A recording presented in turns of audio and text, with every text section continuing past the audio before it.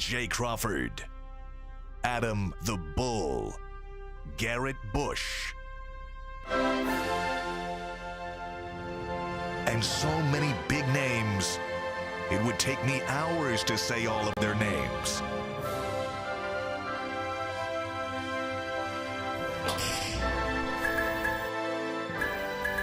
The ultimate Cleveland sports show. Booyah! Hey-o! I know the Cavs lost last night, but I took a lot of enjoyment out of watching the Yankees lose to the Astros. I enjoyed that. I didn't even turn that on. I was running around my family room at the end of the game going like that. I take that. I put it on after our post-game show last night. Yeah. I mean, I had it on during our post-game show, and then I watched the end and did enjoy the Astros. It's funny. Who would have thought a couple of years ago, like, you'd be rooting for the Astros? That's exactly what I said in that moment. I'm like, how can I root for these guys? They're cheaters. Yeah. But you know what? Everybody's a freaking cheater. So well, there were a lot of people that were doing it. They were the poster child for it because they had. I was glad the Yankees lost too. Yeah, it was fun. I wanted them to get swept too, because if they get swept, then we can say the Guardians won more playoff games than the Yankees. That's this year. true. They didn't have a playoffs wild card series. Yeah. Big show today. We're going to dive into the Browns' defense versus the Ravens' offense. That could be where this game is won or lost, I'm afraid. Yeah. We'll give you some numbers. We'll try to talk about what the Browns might be thinking about doing to try to keep Lamar Jackson in check. Also, we're going to kind of be putting Andrew Berry under the microscope. We've been talking the last week about his genius credentials. Perhaps did we stamp them too soon? Where are the Browns in terms of the players that his regime has drafted? So we're going to go through that and kind of see where the hits are, where the misses are, and which column has more. Also, we are going to start with the Cavs' opening season loss in Toronto. We're going to touch on it briefly here at the start of the show. We'll get to it much more later. 108-105. I thought it was a game that they had in control. When they went to the fourth quarter, they were up 8. I felt like Toronto really hadn't done anything. Well, but that was after a bad start. Like the first 14 minutes. Well, the second quarter was. If we get the second quarter that we got last night out of the Cavs, this is going to be a really fun season. Yeah, they looked unstoppable. But in the fourth quarter, they had a lot of problems, particularly down the stretch. I thought they were sloppy down the stretch. But you got to chalk that up to Toronto's three-point shooting to start the fourth quarter. They had 4 of them in the first couple of minutes. And the next thing you know, an 8-point lead is a couple-point deficit just like that. And then they just weren't able to close it. Toronto's big and physical. They play tough basketball. What stood out most? Obviously, we didn't mention Darius Garland. Yeah, I mean, that's what had the stood out the lacerated most to me. eyelash. He played, I think, 12 or 13 minutes. Yeah, the two things that stood out to me real quick, guys, Darius Garland's injury, obviously, because at first it looked like nothing, and then he's getting up, and he looks like he can barely stand because he was very wobbly, and he turns out he got scratched inside his eyelid, which, like, that seems, how the hell you get scratched inside the eyelid? And the second thing that stood out to me is just, oh, my God. I just forgot Donovan Mitchell. I couldn't think of his name for a second. Donovan Mitchell's like, he's just electric on the court. And not that we hadn't seen it, but seeing it for our team, for the Cavs, that really stood out to me, Jason. I mean, I have to go Mitchell as well. Obviously, it's his Cavs debut, and the way that he can see the floor. I was talking about it before the show. Yeah. His vision and just his awareness, his court awareness. And that's the difference between trying to play 2 ball handlers together in Darius Garland and Colin Sexton and playing 2 ball handlers together in Darius Garland and Donovan Mitchell. You saw when Garland went out, Mitchell can run things. He can get guys involved. He can break down a defense, penetrate the lane, and give you one of these. So I think he's going to do just fine in this offense. The thing with the Cavs, and, you know, I wasn't here yesterday. I went back and watched the show, and I saw the Fence Riders thing. I was curious to see on the 51 question, the 51 wins. I think they're going to be right around 50. Mm-hmm. And so I said, screw it. Well, let's call it 51. Yeah, right. Yeah. I'll say yes. But the thing that I'm really interested to see with them this year is they won some games last year just because they played hard. They played harder than the other team. Yeah. Mm-hmm. Can they do that again? Because as you get older and as you get established in the league, you don't do that. You don't play that hard. You realize it's a marathon. Yeah, and veteran teams, I mean, the championship Cavs, that window, they played hard for like 6 minutes a night. You could visibly see it. It was like, at whatever point it was, early fourth quarter, whatever, they were like, okay, we're going to play. Like, let's play. Boom. Just don't fall too far behind. They went through the motions for 3.5 quarters. Yeah, and then they found drop the the switch, hammer. They flipped the switch. Yeah, drop the hammer on them, get up 10 or 12, and you go back to coasting. Like, I saw it night after night after night. That's just how veteran teams playing for April, May, and June play. And plus, the Cavs aren't going to sneak up on anybody this year. So they, like last year, a lot of teams didn't take them seriously. We saw that when Milwaukee came to town. where it was just like they just railroaded the Bucks, and the Bucks were like, yeah, whatever. It's a Tuesday in Cleveland in March. Yeah. They're not going to have that this year. So I'm curious to see how they respond to that. But overall, who cares about one loss? Toronto's a really good team too. It's and tough Mitchell to win when a team is hosting their home opener. It's tough. You've got all the energy, and this Toronto team's good. Yeah. They're a good group of guys. They played well. And G. Bush, what about you? Hey man, I really thought, to me, when you get to see a superstar that pops up, and we like to say, okay, well, Colin Sexton was getting 24. See, now we see what levels is, right? You got an opportunity to see the difference between somebody that score a lot and somebody that's a superstar at that type of level. And Donovan Mitchell is that guy. Like, you know, you could almost see him in his mind. And when Darius Garland went out, he kind of went in his bag, this mode, well, all right, let me get the ball there. Like, and then he just started immediately working and facilitating. And it was like, this dude did that, and this is the first game of the season. Usually, it takes some time for somebody to be like, okay, well, do I really want to facilitate more, or I don't want to rub any, do I want to hand the ball to Allen and do some things? Nope. He's like, no, give me the ball, move out the way. We're going to get it done. And I was encouraged by that, because now, obviously, Garland was out. But guess what? Think about what happens now if those two can figure it out when they go about getting their shots, how to facilitate. And I think JB has to also figure out his rotations as to when people get breaks. Yeah. And then Mobley figuring out, okay, well, where do I get mine in the mix with these guards? So I think those are the big things. But the big takeaway is they got a superstar. And one thing I noticed late in the game was, for a while they had Jetty in the game and not Kevin Love, like towards the end of the fourth quarter. Eventually they brought Love back in. Yeah, I'm not a big Jetty fan. So here's what I'm wondering on that. There are a lot of positives. I'll get to that in a second, but this brings me to my question is, who's the shooter? Who's the pure shooter on this team? And I think as you look at what they have, they've got the rim protectors, they've got the length, they obviously have Mitchell and a dominant ball guy who can score if he needs to. But where is the guy that's going to come in and just be that pure shooter? Is it Kevin Love? I think Kevin's probably the closest thing they have to that right now. He's just a terrific three-point shooter. I think that might be the one thing that I wish they had that they don't, that maybe they can add throughout the course of the season. The other thing was, I thought Allen and Mobley, it's going to be so much fun to watch them evolve together, particularly Mobley on the offensive side. But I was disappointed when they needed stops late last night. There were too many times they weren't able to get them. Yeah. That was a little concerning to me. One of the fence rider questions was, Mikey, what was the number for Donovan Mitchell on the points over or under 25. averaging for the year? Was it being a top five. Top five. Top five. Scorer. During that discussion, what we talked about was, we don't know if he's still going to be a volume scorer because he can facilitate more now. Now, I know Garland was not on the floor for much of the night last night, and that allowed him to get up to 31 points. But as to the question of can he still be a volume scorer and facilitate, we saw that last night. He had 9 assists, 31 points. Yeah. He was everything I had hoped he would be in his debut. Yeah.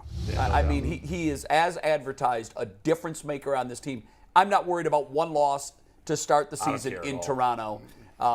They've got a tough. They're in Chicago Saturday, right, and then the home opener Sunday. They're home Sunday. There are going to be growing pains between Darius and Donovan, and what I don't want to see is my turn, your turn, my turn, your turn, my turn, your turn. Right, yeah. That's and I think you'll probably see a little bit of that early on. Why? Just because they want to play nice? You're playing nice. You're trying to get a rhythm with each other. You're trying to figure out tendencies and all that. Yeah. And I just don't know if they've had enough time together to know. What dictates that? What the defense is giving them?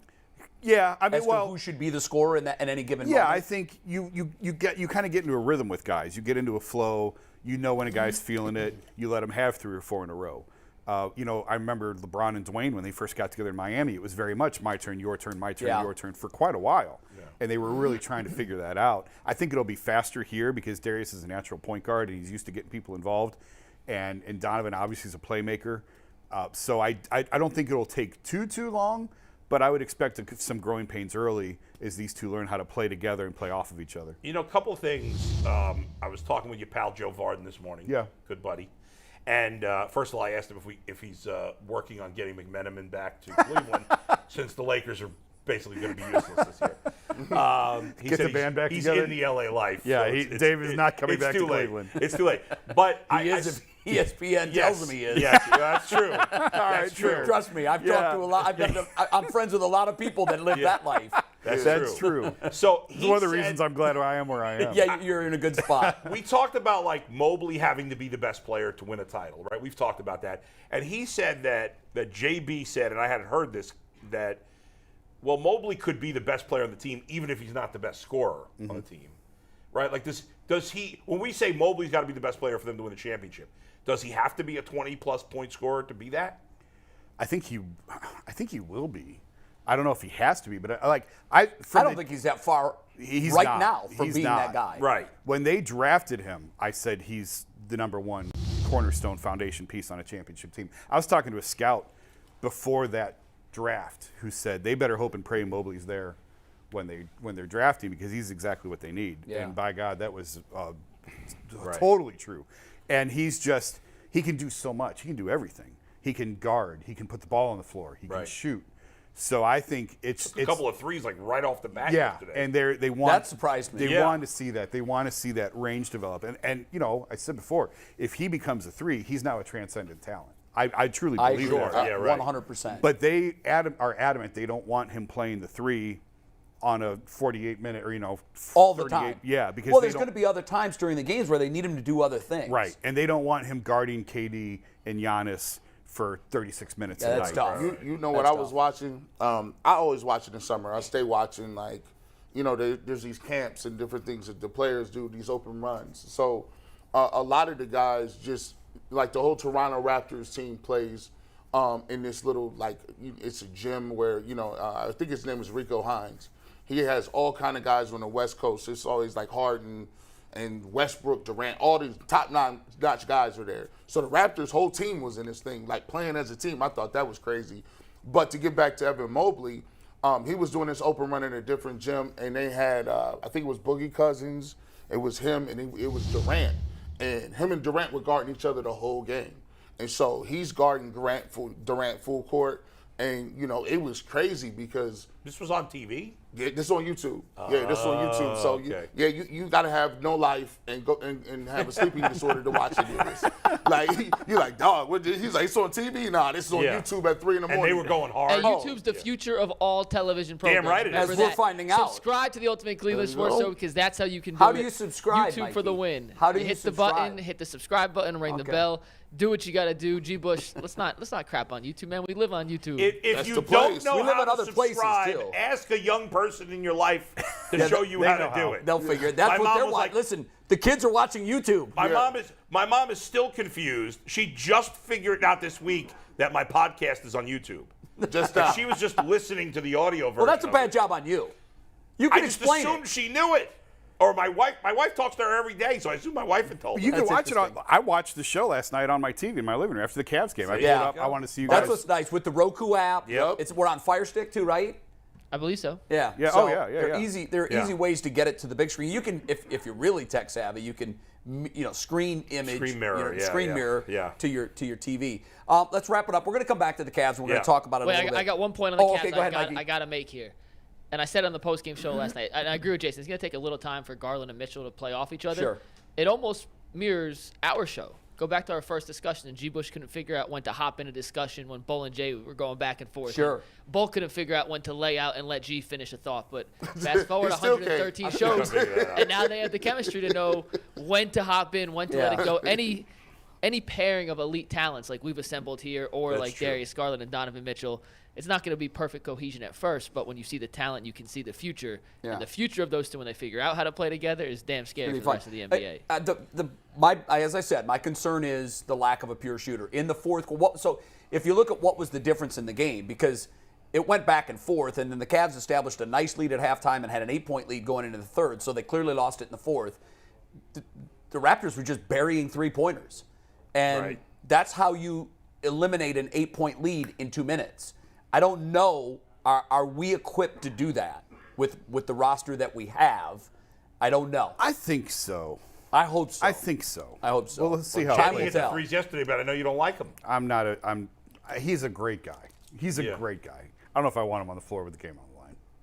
No, I don't. I want Kevin Love out there. Well, you're going to need your three-point shooter, whoever emerges to be the shooter, is going to need to be on the floor a lot in crunch time. Yeah. In games when you're down more than 1 or 2 possessions, you need that guy. Yeah. Do you believe That's the way the league is constructed now. Yeah, for Jason, sure. do you believe that that they haven't, because Joe suggested this morning, that they maybe haven't gone in for the final pieces, whether it's Jay Crowder, whether it's just a shooter, spot-up shooter, that because they don't think Mobley's quite there yet, No, they're in. that they want to wait one more year before they go over the luxury tax and stuff well, like that? I think they do want to wait, Yeah. and they're really positioned well with the luxury tax.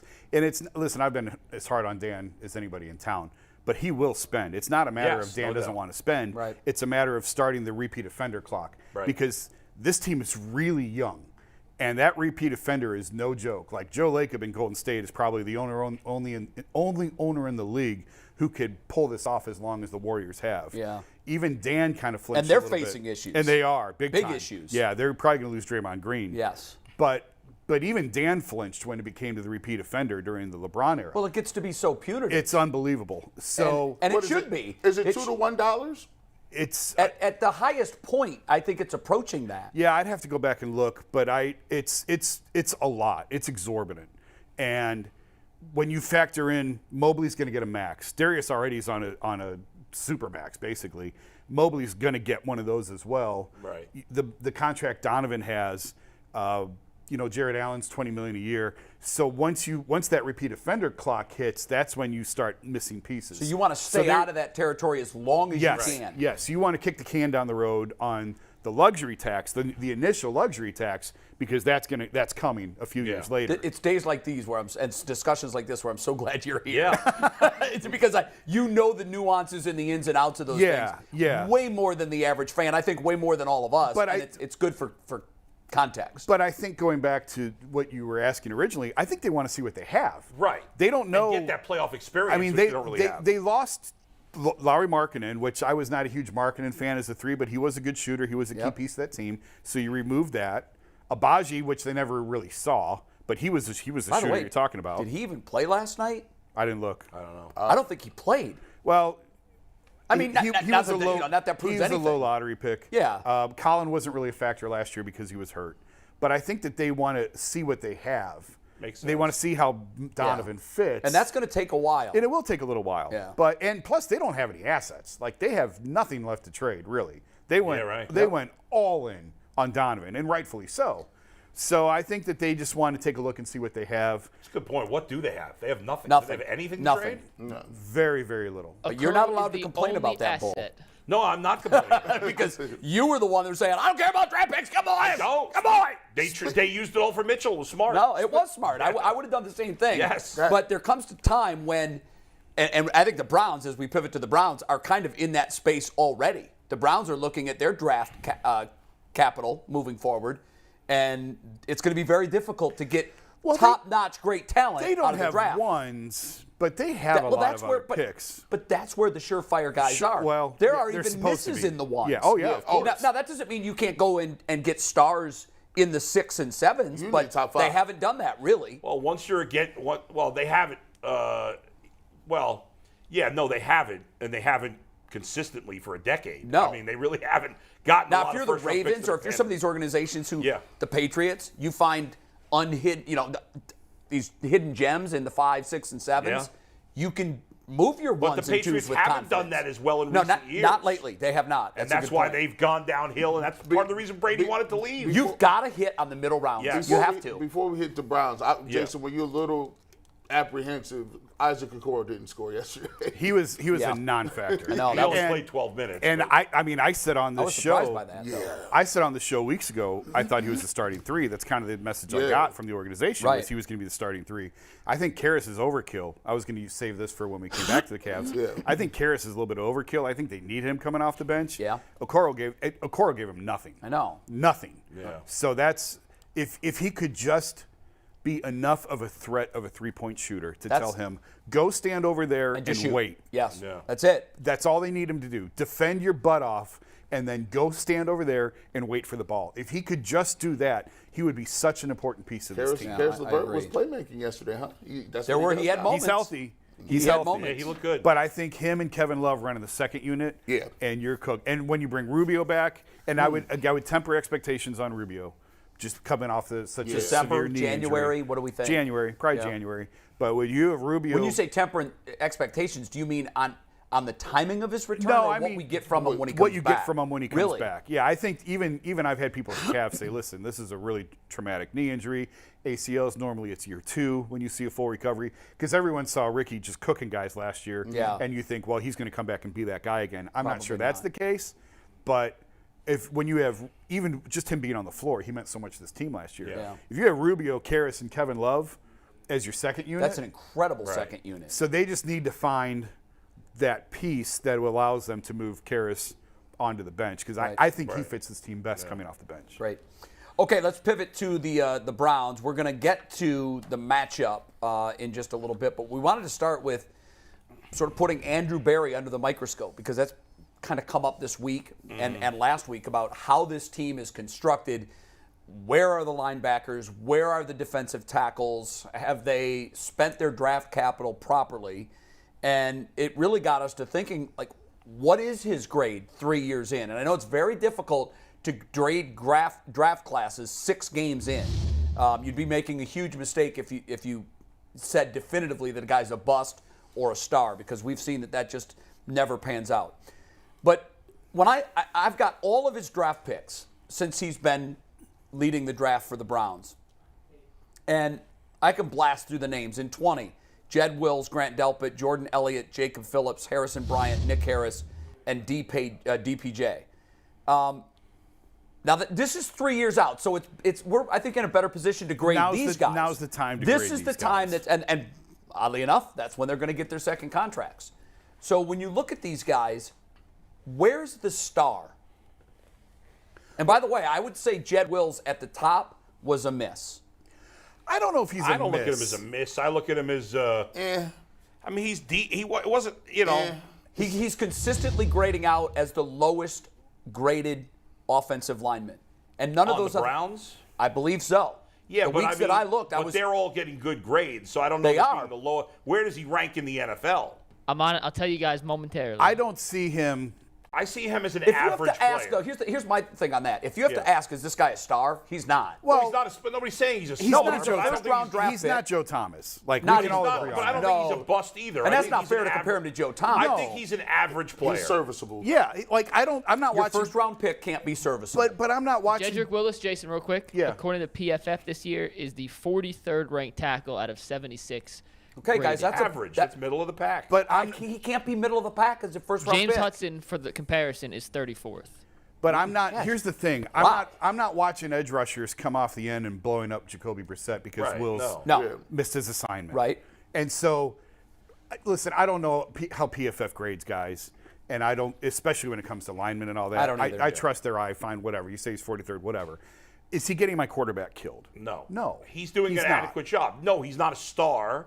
And so if you want to say that draft pick is disappointing, Who were the if you other- had taken him in the third round, you'd be Grant like, my Delpit. pick. No. The other tackles that went the- high. Okay, in well, that here's, Was it draft. here's Wirfs? the issue, The Jason, real tackles- quick. Here's the issue with that. Tristan Wirfs. Yeah, Wirfs was the guy that Andrew is the Thomas? star from that. Well, Andrew Thomas, the number 1 graded offensive Right, player but the in last NFL, 2 years he the was Giants terrible, tackle. and now this year he's been good for 5 games. So he's first overall in PFF as for offensive tackle ratings Right. go.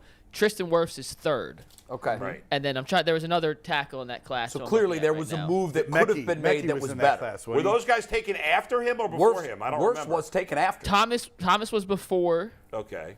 Wirfs was after, After. and Mekhi Yeah. Becton, who hasn't played this year. did not Becton make hasn't that. been Yeah. good. No, he hasn't. So of the 3 tackles they could have gotten, at the moment he looks like the second of the 3. So To me, I've always I'm thought fine with the pick. I've always thought he was a guard. To me, he's better suited at guard. He played on the right side at Alabama. He bends a lot at the waist.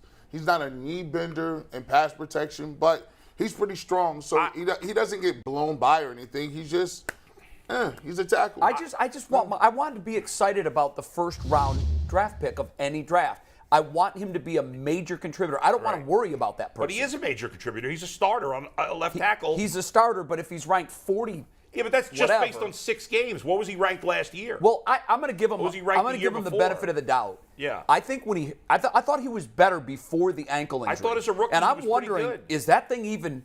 I mean, you know how much your lower extremities come into play for linemen. That stuff don't heal. I think Ankles he's never an heal adequate pick. until you're I done. think the other picks in that draft. I mean, I think to say Harrison Bryant's a miss. He was a 4th-round pick. He's been a decent player. Grant Delpit, second No, rounder.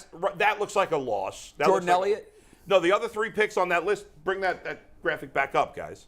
Can you Those throw other that 3 up? guys The all are 2020 L's. draft. But not Harrison. Well, Delpit's having a horrible year. He's having an and awful he wasn't good year. last year.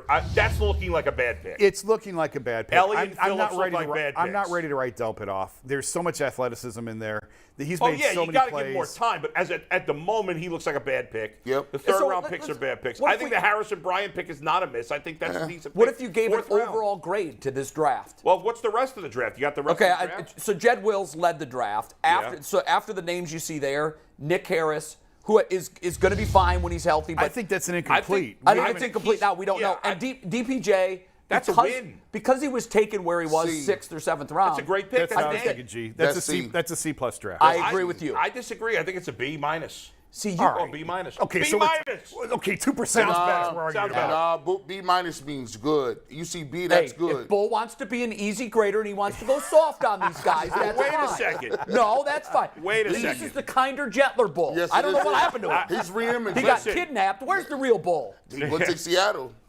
Here's what I think. Now, a lot of this depends on how good Jedrick Wills ends up being over the, Look, and we're also doing Nick this Harris. 3 years in, so we don't know. I think You're Nick right. Harris is going to be really good. I think he could be. And I think Donovan Peoples-Jones for a 6th-round pick that's a win. Listen, right if Nick there. Harris winds up starting for 10 years for the Browns at center, this It's is a win. He might not get And it. He might not I get was his gonna say position back Pochich at has this been phenomenal. point. Let's No, I split know, the you're right. difference, Good. and we'll Right. call it a B minus minus. I mean, if you want to. It's not like Hulu plus. Yeah, right. Exactly. That is Exactly. a, I mean, there were 3 of us here that had C. I had solid C, not C+. All right, let's C. go C Two- plus. because Split when the I'm looking at those- 2.67. When I'm looking at here's one way to do it. Yeah. A GM told me this. Are other guys wanting to poach players from my draft class? Who does another team want to poach from this draft? DPJ. Maybe. DPJ. There's plenty of teams with bad offensive lines that would like to have Jedrick Wills. Yeah, I would agree with that. Okay. Again, not great, and Right. not. Oh, when you look back, yeah, was he worth the 10th pick of the draft? No. C. I But still think they we got to were- go C. Let's go C plus. Let's C plus is fair. C plus. We have So we got a officially C gave plus the 2020 class. And that's a the C class plus. that we know the most about. Yes. Yes. They're the furthest in. 2021, Greg Newsome. JOK. Well, Greg, in fairness, No. Greg Newsome was excellent last year as a rookie. But I don't know what He's happened off to to that a guy. bad start this year. I don't know what happened to that guy. JOK's been a disaster. JOK. Anthony Schwartz. Disaster. That's James Hudson. Hudson's played Big well hit. when had an Big opportunity. hit. Yeah. In fact, the star of this draft. Yeah. Tommy Togiai. Awful. Tony Fields. Awful. Who? Richard LeCount. Just Awful. got Just got cut. cut from the Demetric practice Felton. field. Don't know where you're Forgot the at. big name. About to be cut from the Yeah. practice team. So, Anthony Schwartz. no, I said No, he Schwartz. said it. Oh, you I said said Schwartz, Schwartz sorry. after Yeah, yeah. JOK. You just dropped it. So, I mean, Get it? So I love That was one good, of those Jason. picks. That was good. I dropped the ball on that one. Sorry, I Jay. love one of those, and I don't love Greg Newsome right now because if he was awful last year but great this year, I'd say good, we're trending in the Right. right direction. but it's only 6 games. Understandable. You know, if we had had this conversation about this draft at the beginning of the year, it would have been a higher grade because we felt good about Newsome and JOK I coming felt into the great season. about those two coming Right, in. and now but you're they've like- been so bad Yes. this year. I still I've think- forgotten how good they were last year. I still think if you put a better linebacker next to JOK, you're going to get a better version of JOK. I know, but we don't absolutely have that believe right I know. I think if you gave him a better coach, you would know what to do. Maybe you'd read his keys. Who of these guys are other GMs thinking about calling Andrew Barry for? Oh, and I seeing- definitely think No. a smart team could use JOK Now, creatively. hold on. They take with both, a good defensive with a coordinator. different position and a good They coordinator. would take Yes. both of them. They would, but and Newsome and and Hudson. Newsome. There's For three me, guys. For me, Newsome is tricky because when I look at you and they say, okay, we're going to move you to the slot, I'm thinking, but you're a first-round pick, though. I don't know how much you draft a slot corner. I know people move their guys in the slot, but when Emerson came in, he's out playing on the boundary. Yep. I said, well, I don't know, man. I don't know how you can spend a first-round draft pick on a slot corner, but slot corner's not going to play that much. I mean, they will, but they're not going to be getting the top flight guys. They're not going to be getting. It's like the starting pitcher that becomes a reliever. Yeah, it's like, okay, if you're a dominant reliever, okay. But if you just, all depends on how many opportunities you get to come out the bullpen. So for me, Newsom, he's not bad or anything. But I will say, he hasn't shown that level of prowess that he did that first year because he was all over the place. What are our grades? I'll say a C-. Guys? I would say C. Okay. I'd give him a solid C. JOK has shown me something. I feel like he can get back to that. I go with a C. With a C. I'm going solid C, too. In terms of guys. Now I'm the one giving the hardest grade. I know you are. What the hell happened, Paul? I don't know. Just because, right now, because this unknown with the first 2 picks, they haven't played well. I think there's potential, but they haven't played well to this point this year. I think GMs would call about Greg Newsom, JOK, Hudson. Yes. And clearly no one's called about Demetric Felton, or else he wouldn't still be here. Yeah. And Richard LeCount, who's gone. LeCount's gone. And the Schwartz pick was particular. Tony Fields, that Tom pick was so Togiai. bad. Togiai has been, what is he rating, He's like useless. 17, 18 Yeah, is he's his useless. BFF grade? Yeah, the guys in the 5th, 6th round, if they don't hit, okay. But a 3rd and 4th pick are not a waste. You know what? You're right for the most part, but Yeah. every once in a while, you need a major contributor that comes from the 5, 6, 7. And it looks like they're going to get that with Donovan Peoples-Jones. They are getting that. They are so that's from that why, draft. So, But from this draft, they don't have anybody. All right, so we've given him a C+ and a C. Yes. I think this year's draft is incomplete. No, but let's look at it for fun. Okay. Because I know it's incomplete, and it's really unfair. And I'm sitting here looking. Jacob Phillips is a 3rd rounder, and Togiai is a 4th rounder. We say That hurts. But we say they haven't addressed the defensive tackles. They have. They just missed. Yep. They missed on both those picks. you're absolutely right. And they drafted Perion Winfrey this year in the So 4th round. let's talk about this year's draft. Yeah. Martin Emerson. Remember, they didn't have a 1st or 2nd round pick because of the trade. Martin Emerson in the 3rd round for me is an A+ pick. Yeah. Oh, yeah. The So 3rd far, round? early. Yeah. But he's long, he's physical. He starts. He's not afraid to take the other team's best receiver. He can tackle. He can tackle, which has been beneficial because this is tackle football. He's been their best DB. And remember, they passed on a lot of guys in that 2nd round. I know they did. To trade down and get Emerson and their kicker. And that makes That's true. Right. So Alex Wright. It's been terrible so far. So far, I know it's early. David Bell hasn't played. Bell, is he still with us? He hasn't played, but I mean, he's had a couple of catches. What's concerning about Bell, I still think it's way too early on him. I still think he can make an impact on the 2nd half of the season. He's a 3rd round pick. No, it's early. It's early on all these guys. There was 15 receivers taken in front of him. Right. But if they miss on Schwartz and Bell, that's 2 3rd round picks taken at receiver that they whiffed on. Then you start questioning, what are they looking for in receivers? Right. They tried the speed guy, didn't work. If they try the hands guy and that doesn't work, what are they doing? although they did hit on Donovan Peoples-Jones. They did. As a But 6th. defensive tackle, they've taken a defensive tackle in the 3rd or 4th round 3 years in a row. Perion Winfrey. Whiffed And on they've all all of looked those. bad. Like so far Perion bad. Winfrey's highlight was draft day. When he FaceTimed and said Right. everything. All we gas, love that no guy. breaks, and since then, getting kicked out of practice. And Cade being York suspended for- he's had some issues. He was Yeah. inactive for a game. Cade York, I think, is a huge hit. I think I that they agree. addressed a need, and they did it with a guy that's going to be here for a long time. Yep. Jerome Ford, loved him in the preseason. He's not playing. Can't get on the field. Where you But at? I don't know that that's because he's not. I mean, how are they supposed to play him? Right. We're Well, complaining about not enough touches for Kareem Hunt and Nick Chubb. No, You know. exactly. What I would question is if you already knew you were super strong at that position, and they did, because they've got Dearness Johnson, who also can't get on the field. Right. Why not take another shot at an area of real need? Well, I would running say- back is not an area of need for this. No, but they're that's- going to let Kareem Hunt go at the end. of Okay, this then year, draft so. a guy next year. No, but that's incredible value in the 5th round. If you've got a he guy ends up sitting being there, good. right? Like they're Yeah. looking at that as a value pick of, I can't believe this guy's still here in the 5th round. Sort of like DPJ in the 6th round, really. Right. Let's just Yeah. take Ford now. We don't need him now. Best available athlete. Yeah, but we scenario. know we're moving on from Kareem Hunt. All we right. can plug Jerome Ford in. Now, I have no problem. I with loved that. him in the preseason. I would love to see Right. what he could do in a regular season game getting 20 carries. And I think we'll see him, if somebody gets hurt, and certainly by next year. And frankly, if the Browns lose their next 2 games, they should trade Kareem Hunt. If they're not going to sign him, if they lose their next 2 games, they should trade Kareem Hunt and then give more playing time and to get some Ford. draft capital back. Yeah, and get some draft capital. Michael Woods, what do we think about Michael Woods?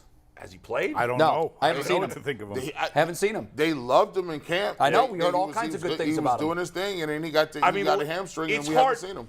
Late round rookies rarely make an impact in the first 6 weeks. Some get cut. Yeah, right. So, I mean, it's really hard to grade the current draft. I know. It's like asking to grade a baseball player after 3 innings. Right. You don't know. But Isaiah Thomas? Of the guys who have played a lot. We've seen him. Of the guys who have played a lot, York's been good. Emerson's been great. And the other guys mostly haven't played besides Winfrey and Wright. Dawson Deaton is the other name. Yeah. So what do you guys feel comfortable grading this year's draft class at with the caveat that this is wildly incomplete? But if you had to, what would you throw at this one? B minus. I was going to say B minus too. I'm B minus as well. I was going to say B. Because of solid Cade B. York Right. and Martin Emerson. York and Emerson make York it a and B. Emerson, to me. Like, if you get 2 hits out of a draft where you don't have a first and second round pick, I think that's a win. doing pretty well. Yeah. But by the end of the year, I could see myself saying B plus if York and Emerson keep playing like the way they are. Because all I want to do, if you get 2 starters and they 3rd and 4th round picks, you take that. You like, whoa, I got 2 starters out of this draft. One we needed with a kicker. The other one is a cornerback position, which is very pivotal in the league. You definitely take that. I'll take B plus. I mean, so overall, you'd say that Andrew Berry's been a C, B minus, C plus drafter. Yeah. Right? I want to add one thing. Which and I is have a better question. than most of the GMs the Browns have had, sadly. That but is true. Not I good want enough. to add one thing, then pose a question to you guys. I do think it does matter the value of where you're picking. You get 2 starters in the 3rd round. Obviously, those get boosted. You have a guy like Wills who is competent but not a star at 10. I think it hits you a little more negatively. We do have a question, though, from Damian Frederick. He wants to know, where's the line between bad picks and bad coaching and development? Serious question. I'm not sure where to draw the line to differentiate the two. Wow. And you look at some of the Big guys time. in last year's Great class. question. You have Newsome and Joker, who we thought would take big steps forward this year, and we have not seen that. So where does the blame on their lack of development fall? It's hard to know. NFL teams don't know. That's why they give up on guys too soon. Right. Yeah, well, you're look right. at Austin Corbett. That's why Austin Corbett blossoms, and then Wyatt Teller comes here and blossoms. Yeah. Mhm. So Right. if Well, you're I wonder though if Corbett was here under Callahan, how many years was there crossover? Was there any crossover there? I don't think I there think was. he was traded right before Callahan. And so I wonder, like, what could a guy like Bill Callahan do with Austin Corbett, who clearly had the ability to be a star in They this never league? really gave him much of a chance. Well, he didn't look good when he was didn't look here. good, And no, I I wonder, agree. is that the coaching? Can we look at the offensive line and the development of the offensive line since Bill Callahan got here? When I see that, then here's my question. If he can do it in that group, why can't other coaches do it in their groups? But it's also up to the players, and sometimes players just develop. You know this. Players develop at different speeds. Yeah, but look at what he's done at center here. Like, we're done. This team is This guy cooked. Pocic was awful in We didn't Seattle. know who he was or what he could bring. Callahan is probably the best line coach Right, in not the everybody's NFL. that good coach. I think he's the best position coach in the NFL. I'm not Certainly going to argue one of the that. best, and certainly the best on this think team. about it. They got a guy, Hudson, that's sitting on the bench that's rated higher than their left tackle. Yeah. That's crazy. Hudson doesn't start. And Yeah. then, so I look at it like Well, this. go ahead. Yeah. It's a difference between coaching and development, right? But when you look at really good teams, they seem to have the knack to develop them. Like, think about the Pittsburgh Steelers. Pittsburgh Steelers are a receiver. They're not going to pay a receiver. You get Mike Wallace, then they leave off from Mike Wallace, then they go get Antonio Brown. So we're not going to pay Antonio Brown. They find Deontay Johnson. Or they find these guys that they can And by the way, consistently plug in. the Chiefs do Mike the same Wallace thing. did nothing anywhere else. Yep. And Juju Juju's just a Smith-Schuster guy. is just a guy. That's the guy. So You know. you look at it, a lot of it has to do with the system. I look at even our secondary. The Ravens and the Steelers in this division have had ball-hawking, playmaking safeties, right? That's why they went out and got Bengals do too now with Von Bell. Minka Fitzpatrick, they went out and traded for him. And the Browns don't seem to have that same level How many of interceptions scheme. do the Browns have this year? Oh, 1, 2. They are. We'll pull up in a second. I think they're See if it's last in the league. 24. Nah, man. They have Denzel Ward, I 5 wanted- takeaways and on the Delphin. season. That's tied for 3rd to Yeah. last in the NFL. They do not force turnovers. By the way, we do have another position coach that deserves recognition, and that's Stump Mitchell, the running backs coach. Oh, absolutely. Oh, yeah. It's easy to say Nick Chubb's a great talent. Well, there's a lot of great talents out of college that don't pan out in the NFL at that position. We've seen it time and time again. Yeah. Stump, he played with Sony Michel in college, and Well, Sony Michel's just a guy in the Michelle NFL. was drafted higher than Chubb. Exactly. Yeah. And he Yeah. And And he's Look just at a guy. Yeah, it's stunning. And Stump Mitchell, wherever he's been as a running back coach, the running backs have had great years. David Johnson had his best year with him in Arizona, on and on. But even last year, like Dearness Johnson was an undrafted guy. They put him in last year. He looked like a superstar. And Coaching counts. And I will say, I've never had one conversation with Chad O'Shea, but I've heard a lot of good things about him as a receivers coach. And it's my neighbor. I forgot his name. The quarterback's coach. I can't think of his name. Drew. Jeff Yakiwak. No. Petzing? Different guy. Thank you. Drew Petzing. Yak's his neighbor. oh, Petzing. Whack? Yeah. I don't know how to know say his that. last name. I still don't know how to say Yak's last name. it's Yak. Yeah, I've worked with him for 3 years. I don't even call him Jeff. It's Yak.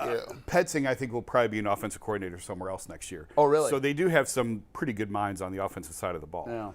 It's the defense. It's the defense that I don't.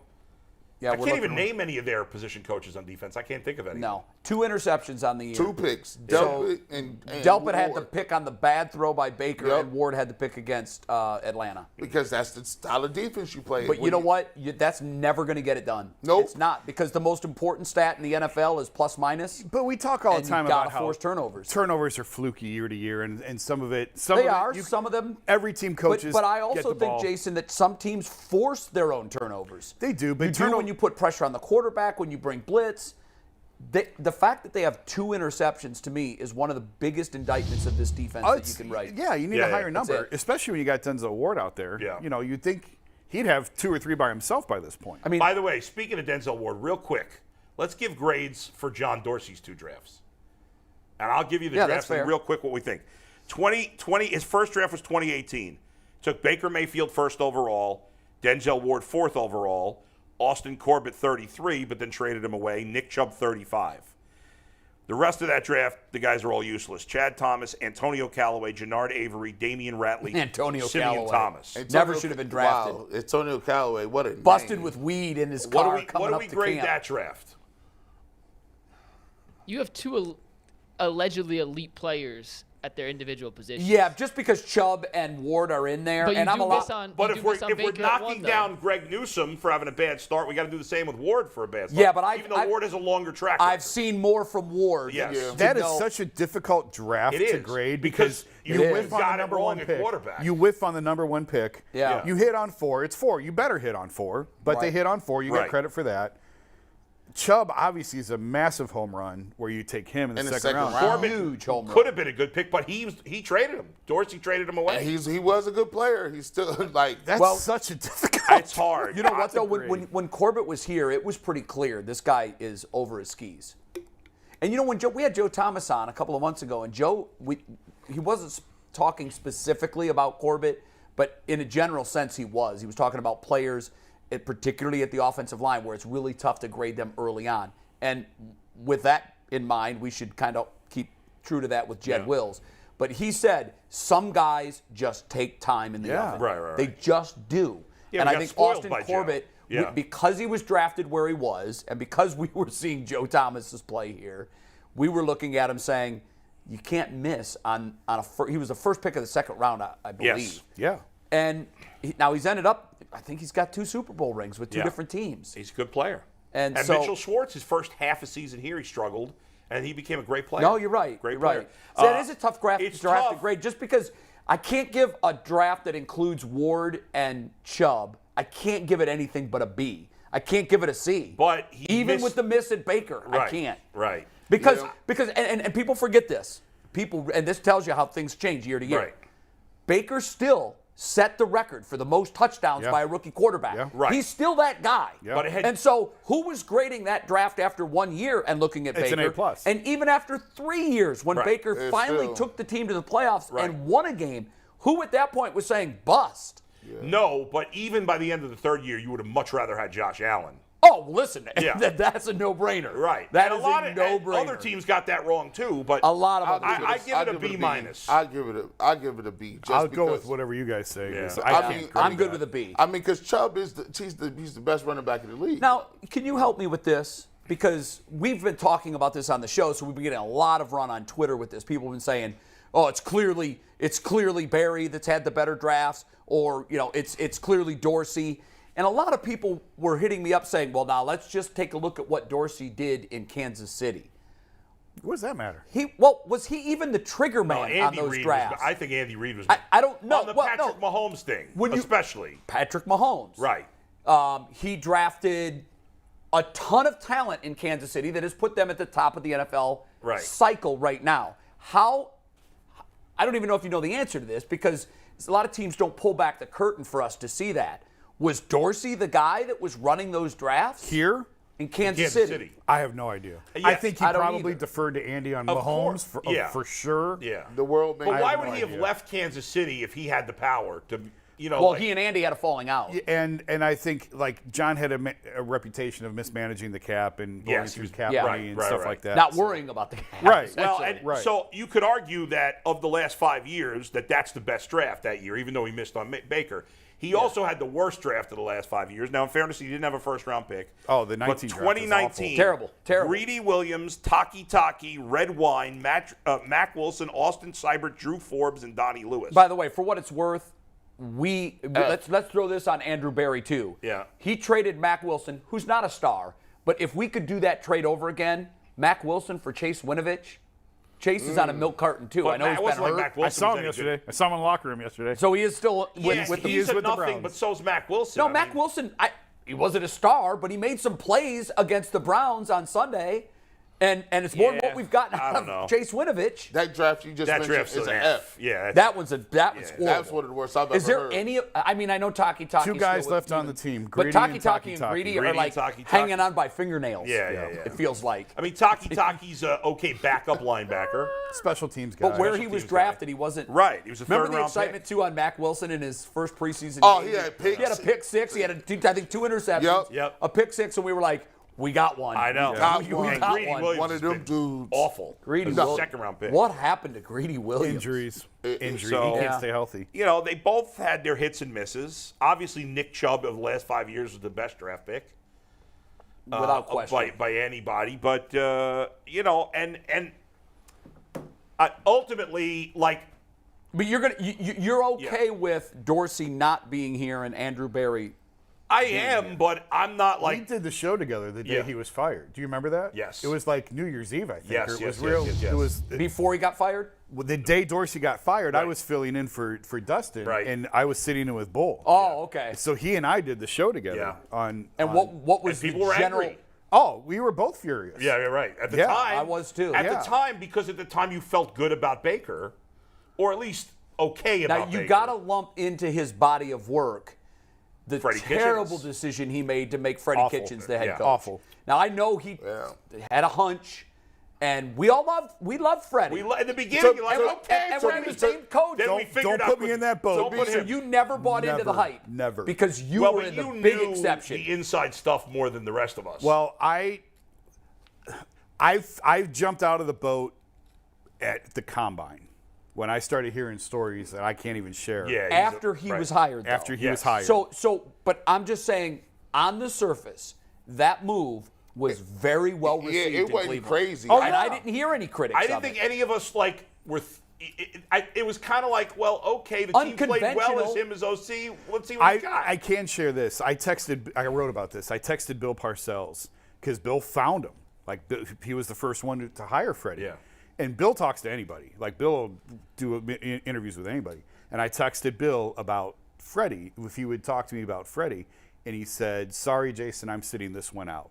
And I thought, oh, my God. Yeah, that's a red What flag. have they just done? Because he didn't want to say anything bad. Because he didn't want to say One anything thing I bad. wanted to bring up in this discussion, because I've always scratched my head on two things with this organization. Why? Now, it's changed recently because of Dorsey, but for the longest time, this organization did everything in its power to not take players from Ohio State. It's weird. It's bizarre, particularly when Pittsburgh has. Think of the guys Pittsburgh has taken from Ohio State Cam that have gone on Hayward, to have Santonio 15-year Holmes. All-Pro careers. Yeah. I've never been able to figure that out, ever, and I still can't. And the other thing that is mind-boggling to me, when was the last time this organization hired a head coach with previous experience? I'll wait. Mangini. Yeah. Yeah. Romeo Now- was before Mangini, right? No, Or Romeo did not have previous head coaching He experience. was in D.C. That's Mangini- I right. think the answer to that off the top of my head is Chris. No, it's Mangini. Was Palmer? No, outside of Mangini. Oh, outside of so Mangini. Mangini is what No, I don't did. think Chris Palmer had been a head coach before that. No. Marty Schottenheimer? Yeah. Yeah. I think. Did Marty even have head coaching experience? I'm trying to remember Or who. No, they no, haven't. Marty went to San Diego after that. Yes, and he was with Kansas City after that. Bud Carson was a no. And that's the other head scratcher that I've had. We've hired 20 head coaches in this, era of really Marty Schottenheimer and beyond. Why are we always going to the well of untapped water? Why? I mean, it's a mistake that this organization has made. Yeah. Why have we never in our history gone out and made a play for that guy? The guy that we know makes a Although difference. Mangini wasn't good. But he wasn't that guy. Like Did we Hugh never- Jackson head coach before? Oh, that's true. Yeah, No, Hugh Jackson. interim. Hugh and Interim with the and- Raiders. No, he's been the with head the coach of the Raiders. Okay. It was one year and he went 8-8. And Hugh Jackson at the time, we all thought was a great choice. I didn't. Okay, I most had a us lot of did. people telling me things that you're not going to like. You're not going to like what this guy brings. Yeah. Well, here's why. But he was the one guy. Sorry, G, real quick. Hugh Jackson was really the only guy the Browns have hired in like the last decade that other teams had interest in. Yeah. Right. So at least that wasn't crazy. Like Because all these other coaches had choices and never chose Cleveland. Right. All these other coaches. Nobody was looking at Shud. Nobody was looking at Freddie. Nobody appeared to be looking at Stefanski either. But go ahead. People value the future of things, of the unknown. Right. Yeah. Sure. Right. Like if I got a coach that I've already seen his track record, I've seen him lose, I've seen him win. You imagine in your head, well, if I could get my own coach, guess what? No, I want a known commodity. It's I just just do. It's just like draft picks. Yeah. Would you rather trade a draft pick for somebody who is a proven talent? Give me a free agent. Right. And then people be like, well, the picks. That's why people go crazy when you trade your picks, because they imagine in their head. They don't see the C, the B, the F, the D, the guy that's out of the league in 2 years. All they see is, wow, this could be the next Tom Brady. Yeah, right. So people they want their own thing. They can imagine he's going to be the next Tom Landry or Bill Parcells And we've or tried Belichick. that. We've tried that for a very long time, and I'm ready to go out and make how a many play. repeat coaches have success the second time around? Well, there's been a lot of coaches that have won division titles with more than one team. I mean, Andy Reid is the outlier for sure because what he did in Philadelphia, even though he never won the Super Bowl in Philadelphia, he took the Eagles to a Super Bowl. So he for sure would be at the top of my list. But there are other guys that have had success at more than one place. Actually, that's kind of. You can even think of massive, big time coaches who went somewhere else and never Tony did Dungy. anything, right? Right. Bill Parcells. But recently, like Jimmy Johnson. If you look at the top coaches in the league, right? These young guys that people love, like Sean McVay's a first-time coach. Brian Dable, everybody's excited about him. He's a first-time coach. What's his name? The Bills coach was a first-time head coach. It's just about finding the right guy. I mean, I know they're off to a good start, but is anybody excited about Mike Holmgren? Are Cowboys fans excited about Mike Holmgren being their coach? I don't think so. Mike McCarthy. Mike sorry. Holmgren retired for a Mike while. Holmgren, jeez. No, same guy to me too. But Yeah. to your point, I do Yeah. think there's merit in guys learning from their mistakes Sure. the first time around, and guys that get fired because maybe they got a job too soon or it wasn't the right fit. Or unfairly. Look at Jim or Caldwell. How's that guy not a head coach? If you're going to go there to this undrafted, unproven well, guys, you're going to be sick when I read you the names. I mean, we all know them, but we've forgotten some of these. Bud Carson obviously he was already on the staff.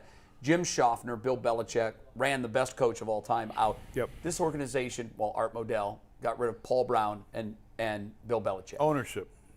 Didn't technically the Ravens fire Then we got Bill Parcells? technically, but Bill it's the Belichick? same thing. Yeah. Yeah, but it was clear that It was the same Yeah, group. it was the same thing. But why? So- But why? By the way, that actually worked though. They won the Super Bowl like 2 years later. That's true. Yeah, Chris Palmer, They'd still rather have Belichick. and they probably won more than one. Yeah. Chris Palmer, Butch Davis, Terry Rubisky, Romeo Crennel, Eric Mangini, Pat Shermer, Rob Chudzinski, Mike Pettin, Hugh Jackson, Greg Williams, Freddie Kitchen, Kevin Stefanski. Yeah. Are Wow. they all terrible? Or Yeah. would some Yes. of them they're all some of terrible. them have had success with I think with better talent? I think Mike Pettin could have been a really good head coach. But he hasn't been yet. I think he's scarred. I think he's had I think opportunities. he is too. I think he's got PTSD He from does being. have I PTSD. think he's like, you know what? That's I'm good where I'm at. You know what? It's like an organization can ruin a young quarterback by drafting him and throwing him in there way too early. We've seen this organization do that countless times. Same thing can happen to a They head coach, forced and him they to get play- scarred from the outside too. Absolutely. They're like They damaged goods, forced don't him to want play Johnny Manziel. Yes. He was 7-5. I know. With Brian Hoyer. I know. Brian Hoyer is not a good quarterback. He's worse than Jacoby Brissett. But here's the thing. We knew that was coming. That he was going to be forced to start? When Johnny Manziel walked on that stage and did this, Yeah. he was already going to play. Yeah. And by the way, all of those coaches that I've read, all of those coaches in that time, Right. the Steelers have had 3. Well, longer than that, because Steelers have had 3. Well, if you go back to Chuck Noll, 69. all the way back to 69. Yeah. So you could go back to Forrest Gregg, even before Marty Schottenheimer. Yeah. You could go back to the late 60s. Right. So it's to the point that I made earlier this week that it is ownership. It really is ownership. Creating a culture that that culture exists in New England, that culture exists in Pittsburgh, that culture exists in Kansas City, And that now it culture does in exists Baltimore. in Green Bay, that culture exists in Baltimore. Then you have organizations like Cleveland and Detroit and Jacksonville, where the ownership can't get those spots right. That's why on this, and I bring all of this Right. up to just say this. I do think Kevin Stefanski, now whether they just ran into one, because if you swing blindly enough, you're going to hit. And I think that's probably more than likely what this was, but I think they have the right coach. I just wish they would put a management team around him, and I'm not suggesting Andrew Berry isn't part of that, but when you have a relative of the owner in a extremely high and powerful position in the group, you have to ask yourself, is that really the best available person that we can put in that position? Right. Because if you're not serving your fan base well. One of the big reasons Josh McDaniels is not the head coach of the Browns is because he walked into his interview and said, blow everybody out of the building. You have to cleanse And he the was building. right.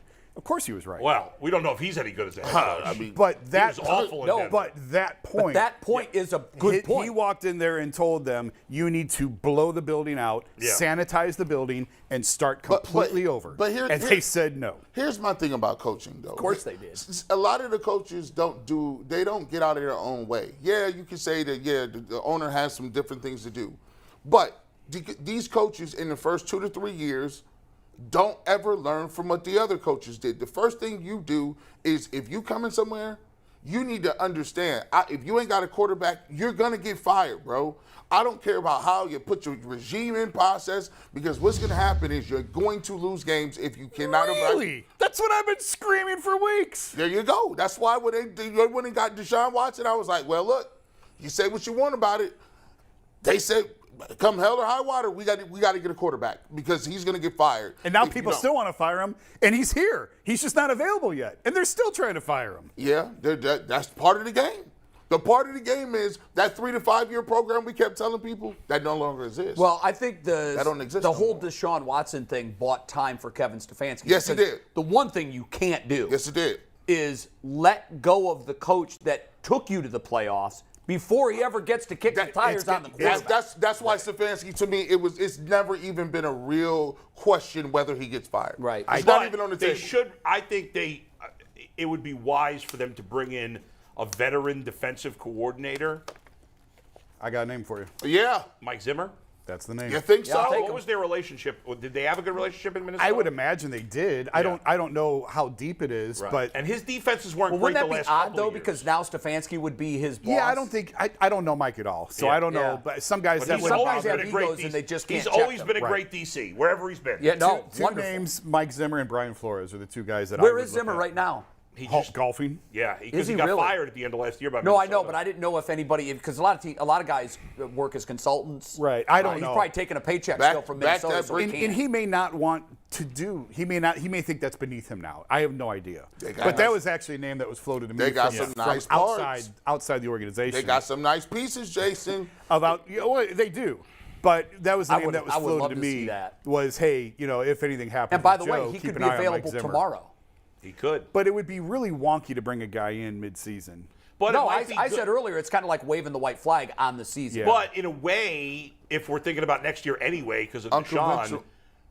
he gets half a year to evaluate them in person. Sometimes you got A to be little bit of runway could be good. Yeah. You got to be unconventional sometimes, right? Bill Belichick they love Bill Belichick because he does things other people don't do, right? Like Hire guys his on own son to Christmas. be offensive coordinator. All that. They just do A it. defensive And it just coordinator. it rolls, right? here Because in it's that Bill role. being Bill. We've been screaming for weeks. They need some nasty on the defense, and they need. Where's that leader? I'll tell you what, Mike Zimmer's the red ass. He is nasty. Yeah, Yeah. and I that's- like that. And that's why if it's not going to be one of the players, it damn well better be the defensive coordinator. Yeah. And somebody's got to be angry. You know, Tom Brady took a lot of flack. I don't know if you watch what Jason Kelsey does a podcast every week with his brother Travis. It's pretty good, actually. Mm-hmm. He made some comments about Tom Brady saying, get the F out of my face with that. You know, like that's what he would say. Now, he wouldn't say that to Tom Brady because Tom Brady is the guy that can do that. But Brady took a lot of heat around the league for getting in the face of his offensive linemen and ripping them a new one during their loss to Pittsburgh. And I don't know where you guys are on that, but I'm all for that. It happens all the time. Yeah. There's the legendary clip of Peyton Manning screaming at Jeff Saturday. He telling him, snap the ball, Jeff. Shut up and snap the ball. That's all you do. That's all you do. And Rodgers was just screaming Sunday, I think it was, the week before, about snap the effing ball. And those are screaming the at three his guys that have leash to do that. Yeah. Even Patrick Mahomes, Travis Kelsey was weighing in on what Jason said, because Jason said, there's no way my quarterback's talking to me like that. Unless my quarterback's Tom Brady. But other than that, there's no way. Yeah. And Travis was funny. Travis said, yeah, I'm not going to take that from my quarterback either. And his quarterback's Patrick Mahomes. Right. So if there's a guy that's on the cusp of having that leeway, it would be Patrick. And I it's just easy thought that for was these guys to say this behind a microphone. Yeah, exactly. If Mahomes chews him out on the field, what's Kelsey going to do? not much. Listen. They go back and forth. I mean, Travis could kick Okay, is he really going to do that? No. But he's I not. love that. I love holding guys accountable. Yes. And look, I don't know that any of them would have the guts to get up to Brady's face if he threw an ill-advised pass. But you better be able to take it if you're going to dish it out. Is he saying that partly because Brady hasn't been that good this year? Like that maybe No. he should be putting it on himself more? No, it was the discussion was Just in what general. Do we make of Brady laying into his offensive lineman? And if you haven't seen the clip, I'm sure you can find it online. Yeah. He came at him pretty hard, but I was fine with that. Yeah. And what I said when I was watching it was not that our quarterback would do that here because Jacoby Brissett doesn't have that. He stands up and apologizes after every game. But what I want, I would love to see Myles Garrett do that once to the defense after a blown assignment. I would love to see him standing up, 10 guys sitting down, and him slamming his finger in the air and pointing at guys. Yeah. But I haven't seen that. I haven't seen anything close to that. Either you got it or you don't. It's not something that's just in you or it's not. Like, you don't, just because you got the C on your chest don't mean you that type of vocal leader. There's a lot of people that Tom Brady would never think about that, yelling like that. They'd But be don't like, you need someone to be that guy? I need them. I need the Even if coaches. it's not Myles. I need the coach. I need 2-3 players to do that. It's all good for you to be on the sideline because that means that you're passionate, that you don't, this ain't acceptable. For me, I look at the Browns and really, it looks like a cupcake walk. Yeah. There's nothing. Right. Everything's soft. Ain't nothing mean or contentious. I don't see it. And by the way, all of you out there, if you want me to yell at you, make sure you subscribe to the Ultimate Cleveland Sports Show. Subscribe. Hit No, the you're bell. going to yell at them if they don't subscribe. That's true. What's our I'm yelling number? at you even more. 16,000? 16-4 now. 16-4. We were at like 16-2 yesterday. Click that subscribe button. Click on that bell. Let's go. we can get someone like LeBron out there who would blow the defensive assignment and then look around and throw his arms up and yell at everybody else. He was cold for that. That's your man, dog. That's your Guys dude. would blow by him and he'd go, Yeah. what are you doing? That's great. John Johnson was like, I'm going to pick that one. I like that move. That's he crazy. ain't I LeBron. love that move. Blow the assignment and then throw your hands up and look around. Where were you? Classic, only classic, LeBron classic. can pull that off. And Tom Brady. Boy. We were going to talk about the Ravens offense and how it matches up with the Browns We'll save that for defense. tomorrow. Yeah, because that's counts. good. But no, I thought this was a good It was good. discussion. Yeah, it was good. I did because Much needed. Whether it's John Dorsey or whether it's Andrew Berry, the fact of the matter is they've got to get more out of everybody on this roster. The than they're good getting. news is, and it's not good enough, is that both John Dorsey and Andrew Berry overall have done a better job than the previous 3 or 4 GMs who were complete Fs. Yeah. So it's getting better. Now, Berry's Now, got to do a Sashi, better job. in Sashi's defense, I mean, I think he was carrying the flag for the organization during a time where they were giving Right. up. And that's Yes, tough to do. And he did, and he drafted Myles Garrett. I know it seems like a no-brainer, but That one's easy. And I do, we were just talking earlier about coaches learn from their mistakes. I think it's the same thing with GM. They get better at drafting Absolutely. the more that they do it. They're going to have misses the first time they're in charge, even the second time they're in Yeah. charge. By year 3, by year 4, some of these guys are in the position for 10 or 12 years. It's because they figured it out. And they've learned from their mistakes. The Browns so you would have hope to- that Andrew could be that guy. The Browns have gotten, at minimum, enough from Andrew Berry and Kevin Stefanski. To be competitive. And they should not be thinking about firing either of them. Right. Joe Woods, Mike Prefer, that's a different story. I agree with Yeah. you. Yes, There's yes. got to be accountability. Yes. Yeah. And right now, the organization is kind of running on this autopilot deal where there's no accountability. It feels that way, yeah. Okay, so we have – can we get someone that can catch a punt? Even if you can't get return right, can we get someone that I don't mean, have it's to bad. hold my breath Every single time. time? I'm holding my breath know. saying that he's going to fumble this. And in their defense, they They did said, sign Jakeem yeah. Grant. They did try. They But did try to address you gotta it. He have a gets hurt in backup camp. option. I know. Can't bring a guy but off they the did. streets. We scream again, defensive tackle. Why Yeah. won't they address it? They did. These guys suck. They've gotten it wrong. They tried to address Yeah. the punt return team. He gets hurt. Yeah, it is So- funny. They actually have drafted 4 defensive linemen in the first 4 rounds the last 3 years. That's a lot. Yeah. And none of them have And hit. they better None of draft them. more Yeah. because they They don't had have the one answers here, yet. and that kind of goes on the GM too. Ogunjobi, when he was here, I know it's easy to say now, but I loved him when he was here. I did too. I thought loved he was him a when he great was pick. here. I thought he was a And great pick. Olivier And he played well Vernon for the and Bengals Sheldon last year. Richardson, I don't know why I don't want to. It feels like Because they devalued it because they haven't hit. But they had guys that were good that were here that they But let walk. But they were looking to save money, right? You got to save money at some spots. They were confident in their draft picks, and they were wrong. Yeah. I don't think it's that they don't care about the position. I think they've just misevaluated the position. Yeah, that's fair. All right, We got Aditi. Aditi. Hey. Welcome long to way the to return of program. our good friend Aditi How was your tennis Kinkhabwala. game today? Win, lose? It actually wasn't tennis. Too cold. I What did was it go today? for a walk. Just for a walk No, today. I'm just trying to. It's been a little bit of a scramble. Window into my life. I thought I was having an easy weekend and flying to Jacksonville, doing easy peasy few hits on the New York Giants who are playing down there. And first thing yesterday morning, right after I've gotten back from New York City, I get a phone call.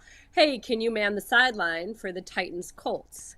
So while my husband is in Virginia and I am single parenting and doing a radio show in town, I am now trying to bone up on the Colts and the Titans. And oh, by the way, my house is a disaster too, which is a whole other story. You don't have I a called cage. my husband. No, but Adam, you'll appreciate this one. I called my husband this morning and I said, Matt, I'm just like scrambling. And I know that all the Ultimate Cleveland Sports Show asks of me is about 20 minutes, but I'm just dying here. And he said, remember the conversation we had with Adam about how great partnerships, sometimes one person carries you and sometimes the other person carries you and sometimes everybody carries their own weight. And he said, if today Adam needs to carry you, he'll carry you. I'll pick you up. That's exactly right. You're pretty light. We've got you, I'm Aditi. so help today, guys. By the way, I hope when they asked you, can you man the sidelines, you said no, but I can woman the sidelines. You know what? I don't think actually that was the phrase that was used, but I know like it's so much fun to be on the sideline. It's so much fun to be thought of that, hey, they're in a pickle, they need someone, and the first person they think to call is me. And I don't think it's supposed to be cold or rainy in Tennessee, so knock on wood. That's Good. got me excited. Aditi, I actually think there's an interesting storyline with the Titans because they drafted Malik Willis, right? Do I got that right? Malik Right. Willis, right? And Yes, Ryan it is Malik Tannehill, Willis. like when Ryan Tannehill first went to Tennessee, they're like, wow, this guy's been reborn, and now it's like, Like, if you're a Titans fan, you're not excited about Ryan Tannehill. I'm curious, is there any rumblings of Malik Willis getting an opportunity, or are they comfortable just sticking with Tannehill? Or is it too I don't early think in at the process for moment. you? Well, of course, as I just told you, I just found out. So Yeah, that's true. I haven't necessarily made all my calls yet. I don't think that that's something that's incredibly imminent. You know, one of the things that we knew about Malik Willis coming out is that he had a lot of raw talent, but that he was very, very, very raw. Yeah. And there obviously was a learning curve. And part of the appeal of Kenny Pickett was that he was considered far and away the most pro-ready prospect of any of these rookie quarterbacks. That's why it was such an odd rookie quarterback year. But I think what was notable is when Ryan Tannehill was asked about Willis, he was, I wouldn't call it salty, but not necessarily like, oh yeah, I can't wait till he's here and he's under my wing or anything like that. You know, it wasn't necessarily an Alex Smith, Patrick Mahomes moment. It was a little bit more a Ben Roethlisberger, Mason Rudolph moment. But or Brett Favre and Aaron Rodgers. Yeah. Yeah, I guess that too. So it's funny how we sort of allow that at that position. Yeah. We accept that at that position. That's You know, true. any It's other weird. position, you bring in a great pass rusher, you're expected to help the next great pass rusher. You're expected to help the next great middle linebacker. And it's sort of like, yeah, it's on you to go ahead and try to beat me. But at quarterback, feelings are maybe a little bit more, maybe the nicer way to say is you might be a little bit more into your feelings. Interesting. I know that Maybe. you're up to your neck now in Titans Colts, but we want to get your thoughts on the Ravens and the Browns, two teams that you know very well. How do you see this football game playing out? What are the prospects for a Browns victory on Sunday? It's funny. This was a conversation that I had with Jacoby Jones earlier in the year. He was asked a question by a member of my crew. These first 4 games are winnable games. And for me, it's like, if you're a professional athlete, you better go into every game thinking it's a winnable game. And, that's essentially what Jacoby was also saying, that it's sort of a silly question because you don't line up and play. You don't put your uniform on if you don't think that you have a great chance. The trouble right now is that I just don't feel that I have a great handle on either of these teams. I think that they're both underachieving and underachieving in very different ways. I think that the Browns are just not playing nearly up to their potential, which is what we have been talking about ad nauseum, and I know we talked about Tuesday. The Ravens are not closing out games. It's their, what is that cliche? They're snatching defeat from the hands of victory. Yeah. As So are we. evidenced by what happened last week against the Giants. I mean, they had that game won, and all of a sudden Lamar Jackson is throwing a pick, and oh my goodness. And that's very, very odd for a John Harbaugh team. Right. Very odd. A year ago, that team was as good as any, except for the fact that 20 major contributors and starters went down. And despite that, at the end of the season, they were still in every single game and lost by 1 or 2 points to top teams over and over again. And it was just sort of needing one more play. Well, now it's that whole finishing thing. And you kind of expect that when you have a young quarterback. If I say that to you about the Jacksonville Jaguars, who have a first-year head coach and a young quarterback and are sort of learning what it means to be a professional for the first time, it would make sense. But in Baltimore, it doesn't make sense. So this is, again, why I'm a bit confused. So I don't know. I have no idea. I don't know how it's going to play out. I mean, the question started, how do you see this playing out? I really don't, because it all depends on who shows up. Is it Lamar Jackson, MVP candidate and world-beating Ravens and tough as can be? Then, okay, the Browns have a tough go, especially the way they've been playing. Do the Browns finally wake up and get their act together and do all the little things that they need to do and seemingly be on the same page and run the ball well? It's so many... If it's so many caveats. It is hard to predict. Yeah, it does feel like a hard game to predict because as much as we want to say, well, the Browns have been awful, the Ravens have been just so bad. As bad as the Browns have been in the fourth quarter, the Ravens have been even worse because they have collapsed in 4 straight games. They did manage to kick the game-winning field goal in the Bengals game, but they collapsed like epically in all 4 of these games. Yes. So and the thing with Lamar is, like, I've always been, even though he's a Raven, I've always liked Lamar and I've liked his game. But he was not good.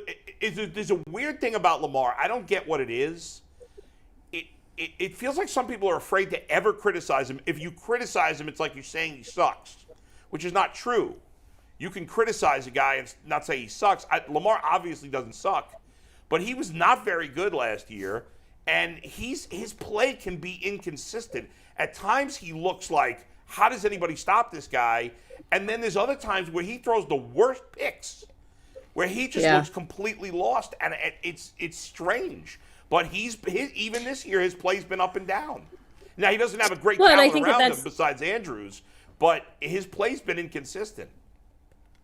And I think that that's something that he's talked about for a few years, that that's the goal, is the consistency. You know, he clearly became a better thrower of the football in year 2 than he was in year 1. He's worked every offseason to get better at some part of his game. And something we've heard, did somebody just pop champagne?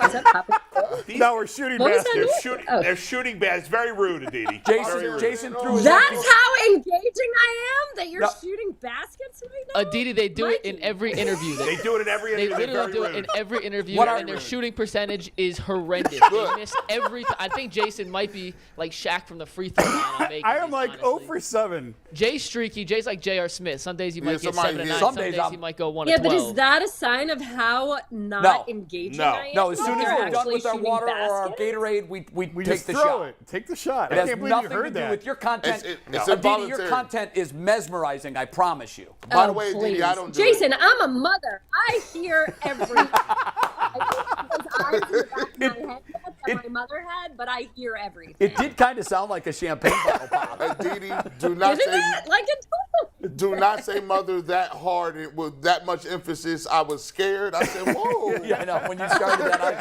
thought, Aditi, I thought just where's so she you going know, with just to this? make you feel a little better, they do this all the time, I promise you. They've done it during your interviews before, too. We're children. Jason's miss was so bad, it was loud enough that you heard it through there. So It's like under Jason the will go to camera bed tonight now. knowing his miss was so horrendous. Yeah. All million people watching right now heard that through the YouTube. It was a brick. That's how bad it was. And by the way, I when they can't. do- What does Jason's shirt say? I can't read it.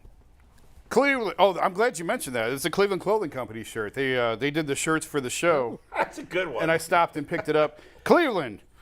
It's not that bad. Have a beer. That's clever. Shout I out, saw. That's a We're not great shirt. Detroit. Yeah. Good one. shout I out saw a Cleveland really Clothing good one. Company. I stopped and picked this one up yesterday, day before. So, yeah. So I don't know what company this is, but I saw a great one on a woman at First Energy Stadium on Sunday, and it said, "If you're going to be salty, bring me the tequila." Yeah, I like that. I like very Isn't that. that a good one? Yeah, That's that's really a good one. good. That's a good one. That's good. That is. Hey, when I they feel, do I it, feel like.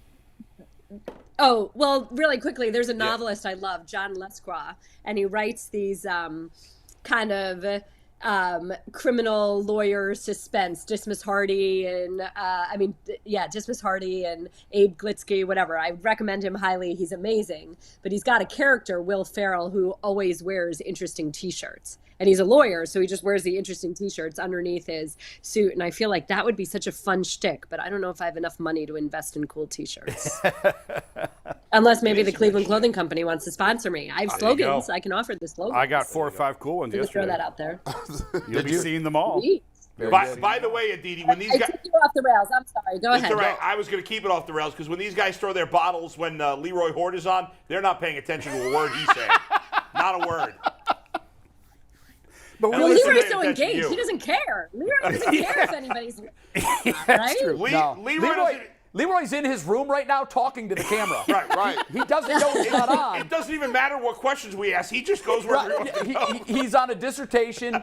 His new name is Phil A. Buster. And he is in that room 24 hours a day saying, "You know how hard it is in this league to get 5 yards." And there's nobody And listening. guess what? He's still going. Oh, man. But we- Wait, I have to say something. So Yeah. as you guys know, you caught me. I just came in from my workout, and I very quickly, instead of like showing you my Under Armour shirt, I put a scarf on, a very lovely, like nice big scarf. I sat down, I was ready to go, and I said to Mikey, "Oh no, wait, it's purple." So I ran in the room and threw on a green sweater instead. Oh, Jay what- is wearing Confirm. I mean, He can't wear what's, purple. what's Jay's excuse? That's true. Jay is wearing Jay's purple. wearing purple. And black. Like, are you allowed to wear purple as a Cleveland person? So what? Are you I- allowed to wear purple during Ravens week? I am. Yeah, I checked my contract. Yeah. You probably didn't even think about it. by Didn't the, give it one. I give zero thoughts to anything I put on any day of the week. So- ever. You know what's funny? When I had just moved to Cleveland, Seriously? I had just moved Go to ahead. Cleveland, Aditi. I had been here just like a couple of weeks, and I was going to a bar, the Barley House actually, and then we were going to go to the Browns Seahawks preseason game. And I didn't even think anything about it, and my shirt was Seahawks colors. But I didn't even think. And I'd been here 2 weeks, and I was actually with our old buddy Chuck Booms at the time, and he's introducing me to people. We're starting a new sports show, blah, blah, blah, blah, blah. And there you go. By the way, I'm wearing Seahawks colors. By the way, that does not. You know, it's fun. Doesn't apply to African Americans. We actually wear opposing teams' hats. That's true. And we get away with that all the time. Yankees Now, hat. I would say you get away with it. We killed LeBron for wearing a Yankees hat. No. We came to the back of LeBron because everyone knows, as an African American young male, everybody has Yankees hats, including CeCe Sabathia, who co-signed it and said, "Yeah, you're right. We wear Yankees hats all the time." Yeah. I guess these rules change all the time. Yeah, I don't. It's funny because as a reporter, I've been called out. I can't tell you how many times. I remember my first year at the NFL Network. I had a shirt that was a blue, not a Giants blue, but I thought a blue.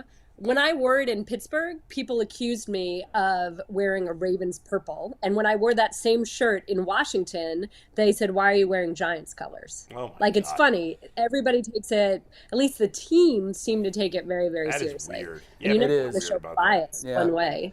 I wore a pink coat in Baltimore. There was a pink coat in Baltimore when the Steelers were there. And I had my Twitter mentions blow up by Steelers fans being like, "How dare you wear purple in a Steelers game in Baltimore?" And I was like, "Hey, your eyes checked." People are such dopes. Those are the people, Aditi, every decision in their entire life that they make revolves around their team. Like, why would anybody think that the clothing choice you make is a statement of your fandom unless it says Ravens on it? Right. Like, okay, colors, especially pink and purple, like, what's their problem? Well, I'm just telling you that I've been a subject to that. So clearly I was going to call you out, Jay, because I was highly sensitive to it myself. Hey, I'm okay. You know what? Here's what you respond. I don't show up at 7-Eleven and tell you how to run the Slurpee machine, so don't tell me how to do my job. Okay? We good? It matches. If it matches with my shoes, I'm rolling with it. Aditi, let's get back. Before you go, let's get back to the game here between the Browns and Ravens. Obviously, for the Browns, I mean, I hate to say a must-win, but if they lose, if they lose this game, if they lose the next two, it's a must-win. Bull. It is. Then the season's over. I mean, and then you're thinking about maybe trading Kareem Hunt or who knows, and then it's all about next year and Deshaun Watson. Do you look at it as a must-win, or because first place is 3-3 right now, is it not? Is that too early to say? I'm going to do that same. I'll do that same player thing. Every week is a must win. Every week you go out there are so many limited opportunities that, you do have to make up ground. But the flip to that, I'll say, so you want that approach. You want that urgency. You certainly want that team walking in that building and saying, okay, this is essentially akin to a playoff game. Here we go. But if it doesn't work, it doesn't necessarily mean the end. And I'll remind you, Adam, I think you were still in New York. That Giants team that I covered that last won a Super Bowl in Indianapolis against the Patriots lost 4 in a row at the end of November and start of December, seemed dead in the water. Right. I mean, they played a horrible game early in December against Washington, and you just thought, holy cow, is this team terrible? And then they beat the Jets at Christmas. They did indeed win a must-win to get into the playoffs, a Sunday night last week of the season against the Cowboys, and then they rattled off 4 straight wins to win the Super Bowl. Yeah, so you never know.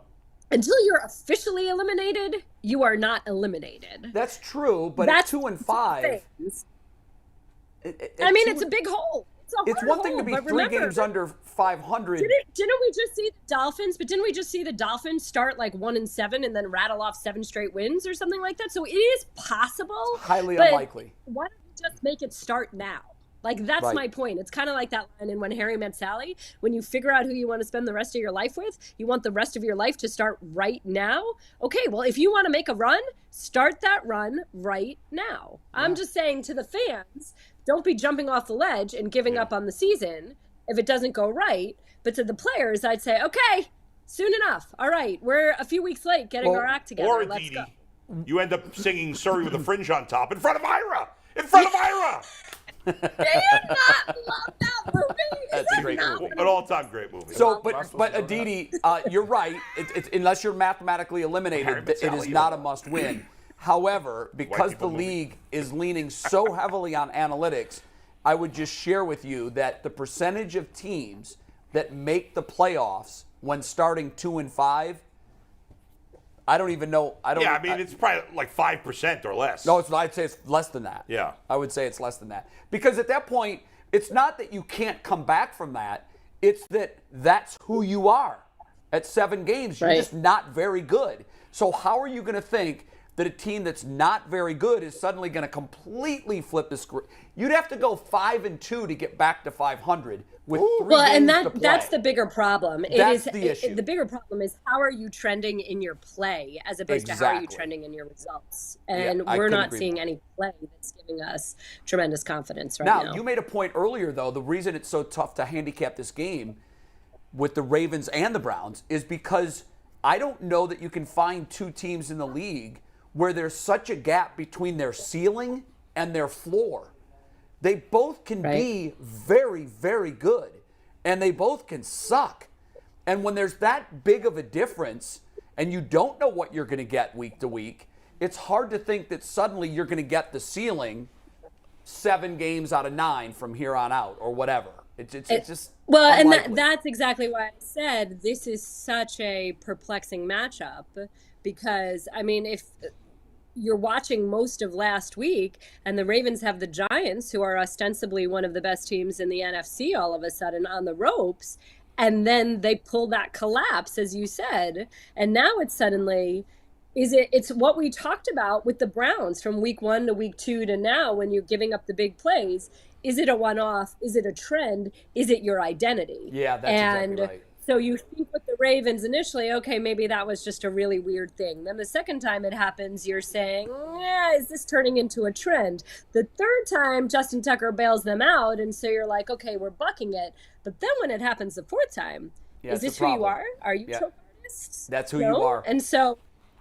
Well, I mean, and I never count out a John Harbaugh team, ever. No, they do have the Harbaugh factor, although he hasn't seemed to have that John Harbaugh fastball this year. I know you got to go study up on the Colts and the Titans. Enjoy the game, and we will see you next week. Thank you so much, as always. Great stuff. All right, awesome. Wait a second, Thanks, real guys. quick. A very, very, very quick question before you go. If you had to have an elephant, an alligator, or a kangaroo as a pet, which would you take? Oh, man. Good question. Well, you could ride the elephant. Like, I'm thinking of the big elephant waist, but it just feels like the elephant would be the most fun, and they would all have waist anyway. True. So at least the elephant waist is like big enough to pick up. So elephants. I would choose the elephant because I could ride the elephant, and the elephant could water my daughter, and and I love elephants. You know this, right? Yeah, but your pet bag is know I actually love the size of a elephants? Glad bag. There you go. Oh, she's a fan. See my elephants? Can you see know, my I like the penchant elephant. for elephants? Do you know That was why? easy Do you know for why you. I love elephants? Why? Because elephant mothers are the strongest mothers out there, and they are known to kill to protect their family. And if they find orphaned elephants, they take them in as their own. And when they give birth, the calf elephant has to be up and walking in like 5 minutes. Yeah, no matter. Yes, wipe them off, they're slap tiger them off. moms. Not like I don't know why we babies call that them we tiger are. moms. We should call them elephant moms, frankly. You're elephant I'm gonna mom, start right? calling them Exactly. elephant. Yeah. All right. All right, Aditi. I had All to right, get that question. Thanks, in. Aditi. There you go. Your feed bill would be ridiculous. I'd And take a kangaroo. to clean up after them. Like with a dog, you turn the bag inside out, you grab it, and then you flip it. I hate doing that. How you doing that with an elephant? I want a kangaroo tough, man. because they're backhoe and a badasses. You got a shovel. Did you guys see that video of the kangaroo Beating the crap out of that beating person? the living crap out of that guy maybe a month or two ago? Kangaroos are jacked. They are jacked. And they have razor sharp claws too. They don't play, man. But I would have to have him from an infant so I could train him so he doesn't turn on me. And you keep your phone in his pouch. Never put your hand in the Your kangaroo's mind pouch. goes in so many crazy ways. That pouch. By the way, just tell you too much time on your hands. The fact that those things grow inside the pouch, as the pouch The is joeys? all they're all self-contained in that pouch. They get all their food. They just be in there. I'd like to hang out in the pouch. Pause. That's quote board material. Yes, it is. Bull, I'd like to hang out in the pouch. Well, that pouch comes with certain risks. Picture my head peeking out of a kangaroo's pouch. That's some Peter Griffin stuff. It is. You're right. That's some Peter Griffin. Your mind goes. Hey, what's going on around here? Get me out of here. The game's on. Hey, real quick, guys. Hey, is the markers for true and false, are they under the table? By I your don't feet? know. Yeah, Yes. yeah. There's a whole bunch of them down They there. are? Anthony's going to pass out the there boards they for are. true and false. I'm going to read a couple super chats Oh, we real got quick. normal size I like that boards hockey now. jersey, Look man. at Whenever that. we read what the internet is saying, We is broke brought to into us the by our good budget friends a at little PCC Airfoils. Looking is for a so job with career phenomenal. advancement and great benefits, they're from PCC your mom? Airfoils is the leading manufacturer Shout in it. Northeast Ohio. Okay. All locations of PCC Airfoils in Eastlake, Venter, Wycliffe, Minerva. Do they have erasers? Jay, towel is good. you waving at like an old black lady in church. They're hiring for all positions starting at $18 and up, plus full benefit packages, paid time off, and a signing bonus. Apply online at precast.com/careers to learn more. We got a couple super chats while Anthony's passing Wait a these out. second. Everybody's got a PCC heart. Everybody's got a PCC heart. Get paid good money when you play your part. Everybody's got a PCC heart. Well, we got to talk before the show if That's- it's a jingle or not. 'cause I like that. Yeah, you I just like flew right that. through it. I like that was that. good that he said Yeah. everybody's Yeah, got to just play tell the me. part. And he sold it. He just kept going. Like he got through the first verse, got to the second, got to the hook. I like it.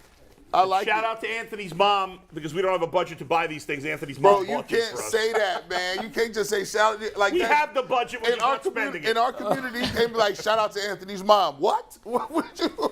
Do I have amnesia? All right, so I've real never quick, played this about before. Anthony's mom. Just You have mom. Play it. the We usually game. play on Wednesday. Oh, Before we all play right. the game, a couple super chats real quick. Charles T says, did Troy Hill make a huge difference in the playing Greg Newsome and John Johnson III? Kenneth Yablowski says, Batonio agreed with John Johnson. He says, it starts with the coaches. Do you think calling out players and coaches in the media is a sign of bigger problems? Leroy hit on that yesterday. Damian Frederick says, I think Mike Zimmer's at Jackson State with Prime. And Georgia Peach says, I want a UCSS No, he's sweatshirt. not at Jackson State. Yeah, he's not either. So He's at Grambling. Yeah. I'm just reading the super chats. That's what All I right. do. I get paid to read the super chats. So you guys ready to play?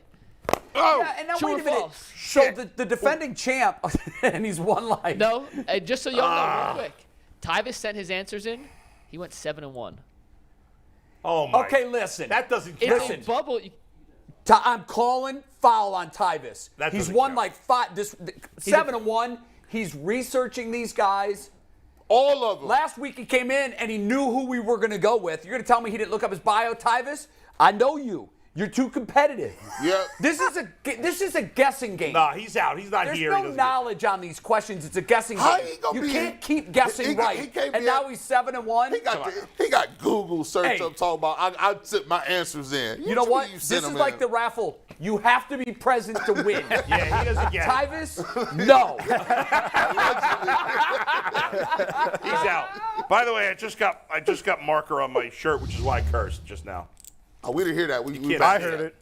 I So- heard it. I heard the Just so noise. you know, Tyvis did go 7-1. We That's will garbage. see. He's not counted here, but he's 7-1. 7-1. Because that That's I am ridiculous. calling. To be There is no way he went 7-1. Let's And go. I Here did we say I gave him 90 seconds to send his answers in. He did send them back within 90 seconds. All right, we So don't care. He lost. did He's not that. here. He doesn't play. He had with us. Today's subject Keep it moving. is Charlie Hewlett, the long snapper. Charlie. This you. could be it. Cleveland Browns. Oh, Steve, this let's is play the over. music. God in heaven. Let's start doing this with Guardians and Cavs players. We are going to listen. These stinky Browns. Guardians are over. We're gonna start doing some Cavs in here, but This it's is a little tough. harder to find these facts than you may think. Trust me. So let's get to it.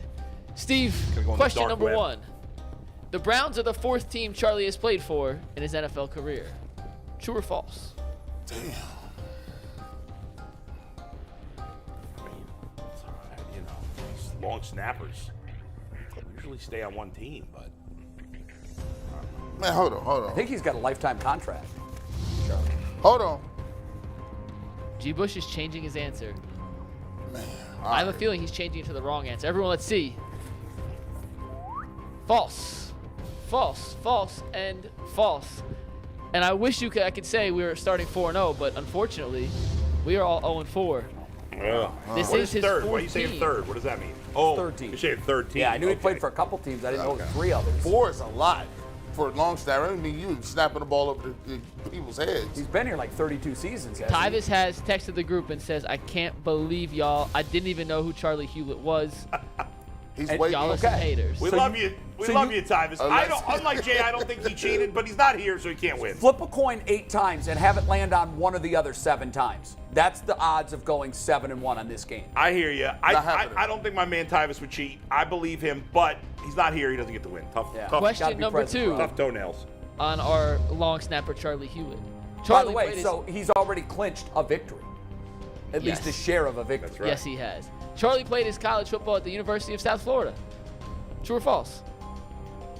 This is placebo. It's flipping a coin. You're guessing. It's placebo. The long snap. He don't even got no athletic ability. You can't even deduce or get something on that. Can I see his picture? Maybe we can deduce He something. looks a little like Jason. I'd like to see his picture again, please. I'm better looking. I think he looks Yeah, a we'll little go like back. Jason. Hold on. Jason, you could go as Charlie Hewlett for Halloween, and Anthony can no go one as, would know who you're Anthony going can as. go as Hedges. I He's got a got better beard game than I do. I got a whole Does scheme up he going look like on a here. Florida guy? He got a lumberjack face. Jason looked like a He Florida does have a guy. lumberjack face. All right, is everybody ready? We're ready. Let's see. False. What is true? And Bull, I can't see Bull's False, answer. Bull, false. What is true? Unfortunately, what is true is incorrect. False is the correct answer. Jay's right. He did go to Central Florida. A night at heart. There we go. See, that wasn't a guess for you. No, it wasn't. But I did the preseason games a couple of years ago. That's kind of cheating too. So I did. I did. Advantage right I there. did kind of. That's kind of cheating, bro. Yeah. All right. Question number 3. Who else got that right? Me. Everybody. Everyone but Except Jason. me. What is not you? Okay. Question number 3. Charlie is credited with 20 career special team stops during his Browns tenure. Is that a tackle, a stop? It's listed as a special team stop on NFL. How is it stop? I think it's I'm assuming it's a distinction. tackle. It's a distinction from tackles in regular play. Ah, okay. I mean, long snapper. I mean, that's just how. There's no way you know that. Remind me to never fill in on a Wednesday. It's Thursday. I'm still stuck doing Oh, yes. this. That's right.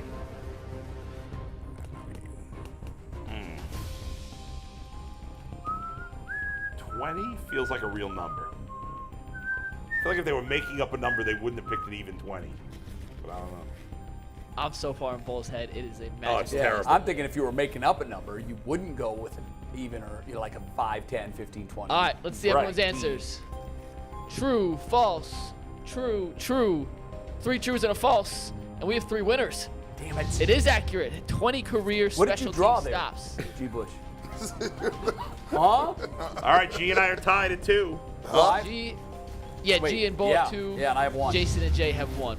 This sucks. Next question. Let's take it here, Steve. Charlie made Conference USA's all-conference team in each of his 4 seasons as a Knight at Central Florida.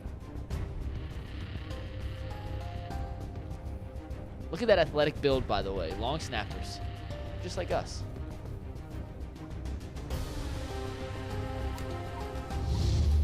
What is this? Let me get that again. Charlie made the all-conference team all 4 years in Conference USA.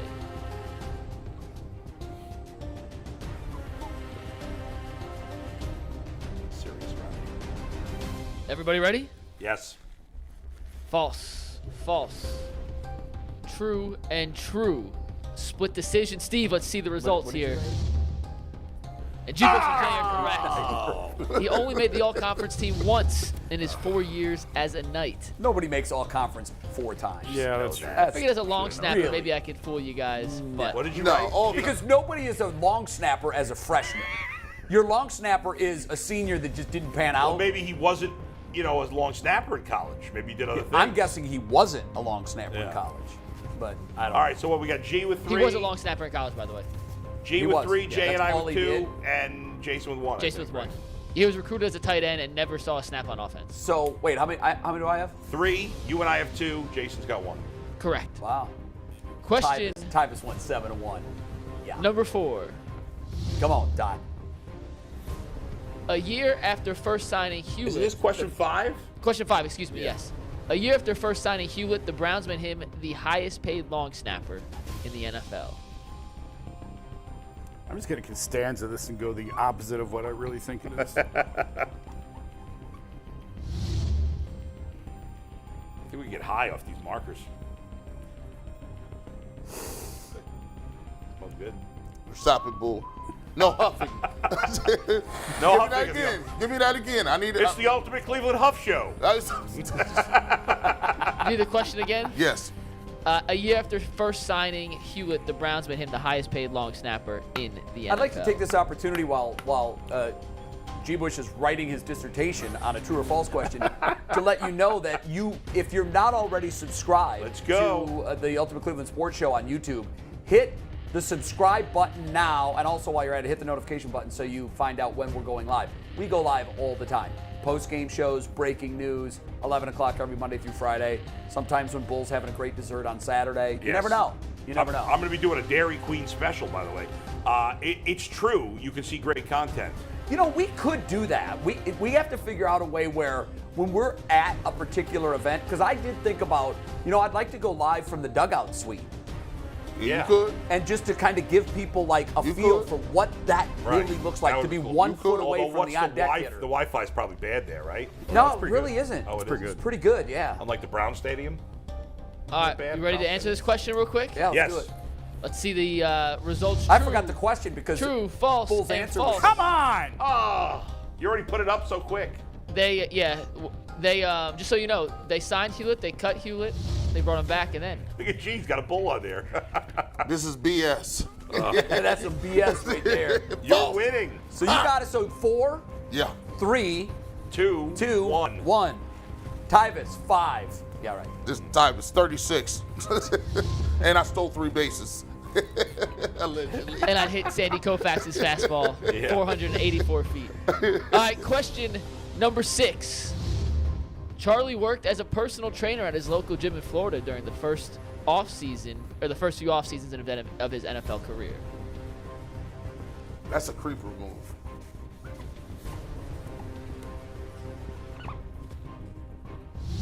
G. Bush, simple true or false will answer. I like the pictures, but I'm sitting here saying, we got topics to get to. True.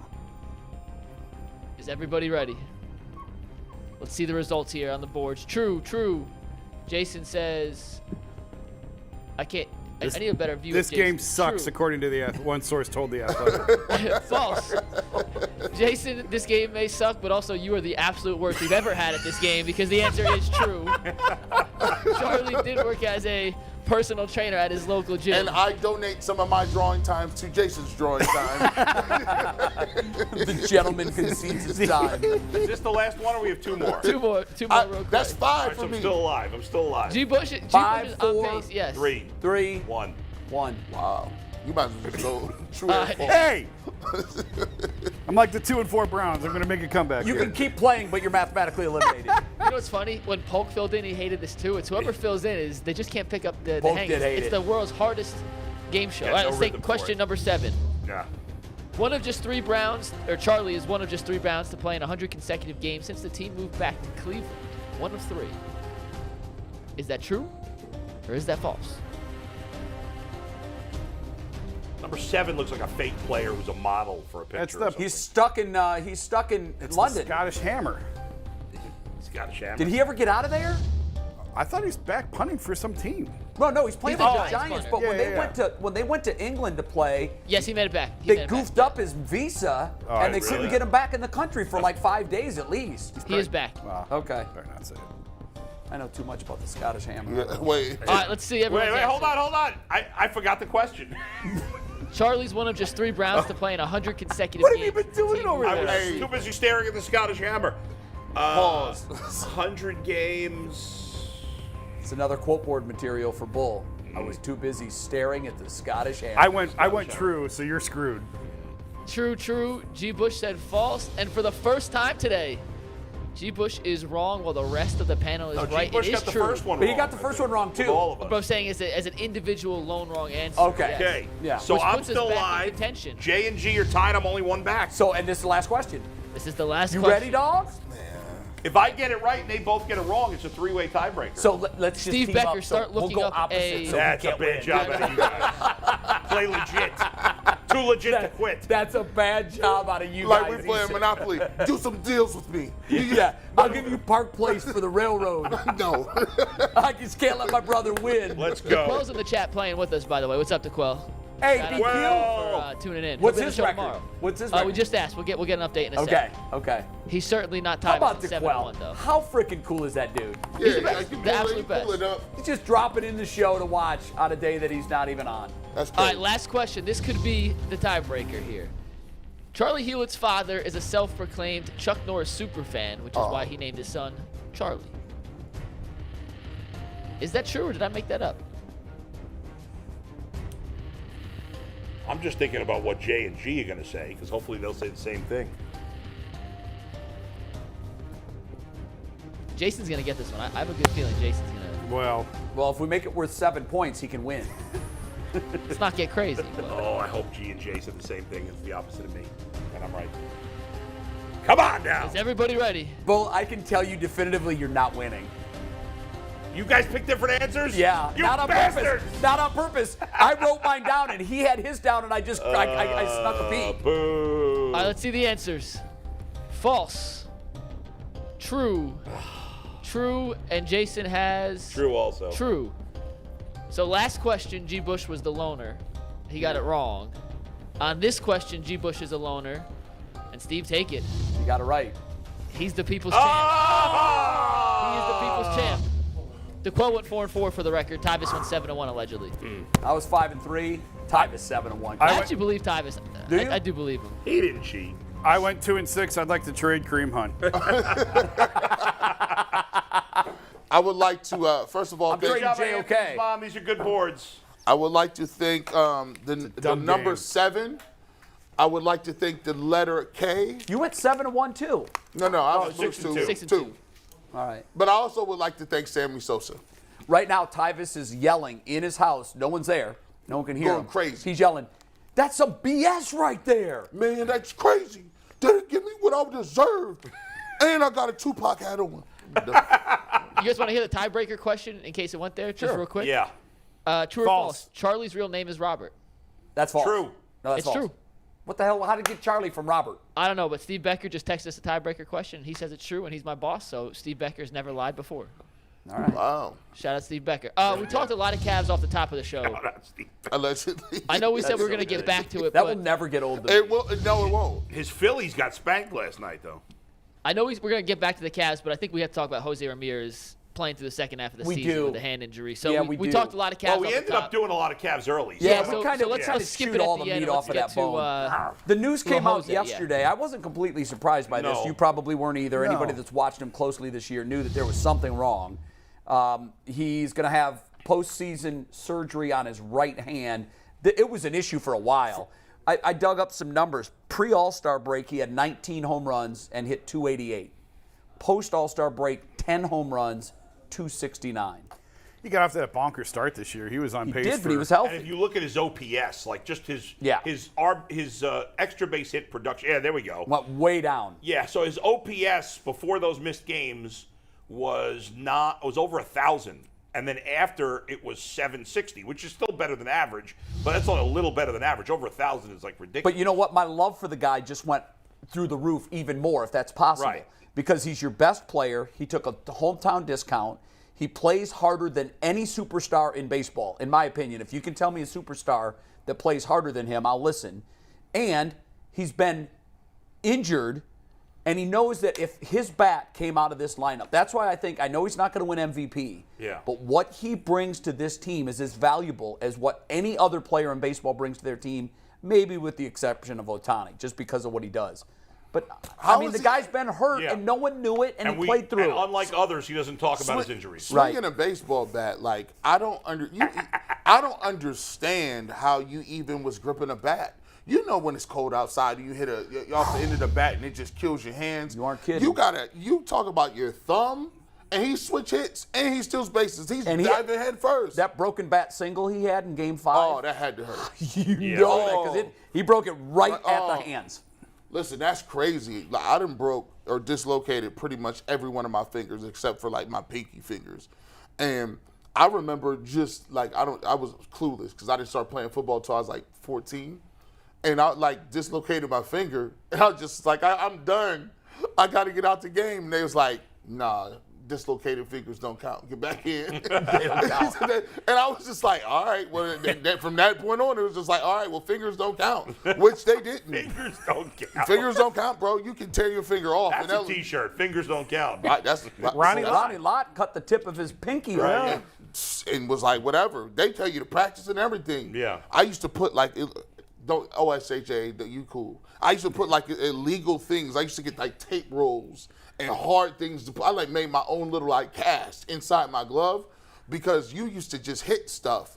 And it was just, right now I can't wear none of my rings, none of them. Most of them don't go in the right hands because you just break your knuckles and they swell during the winter. So, you know.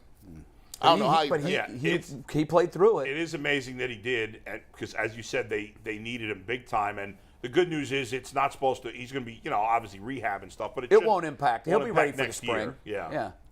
So, I mean, Damn, Jose. My respect for this guy continues to go up, and I'll tell you too. The one thing that I haven't talked a lot about the being in that dugout suite, but you hear a lot of things. Right. That you never hear during a game, you would never even see because the camera is never on the on-deck guy. Mm-hmm. Jose, when he is in that on-deck circle, is constantly yelling messages of positivity to the hitter in the box. Constantly.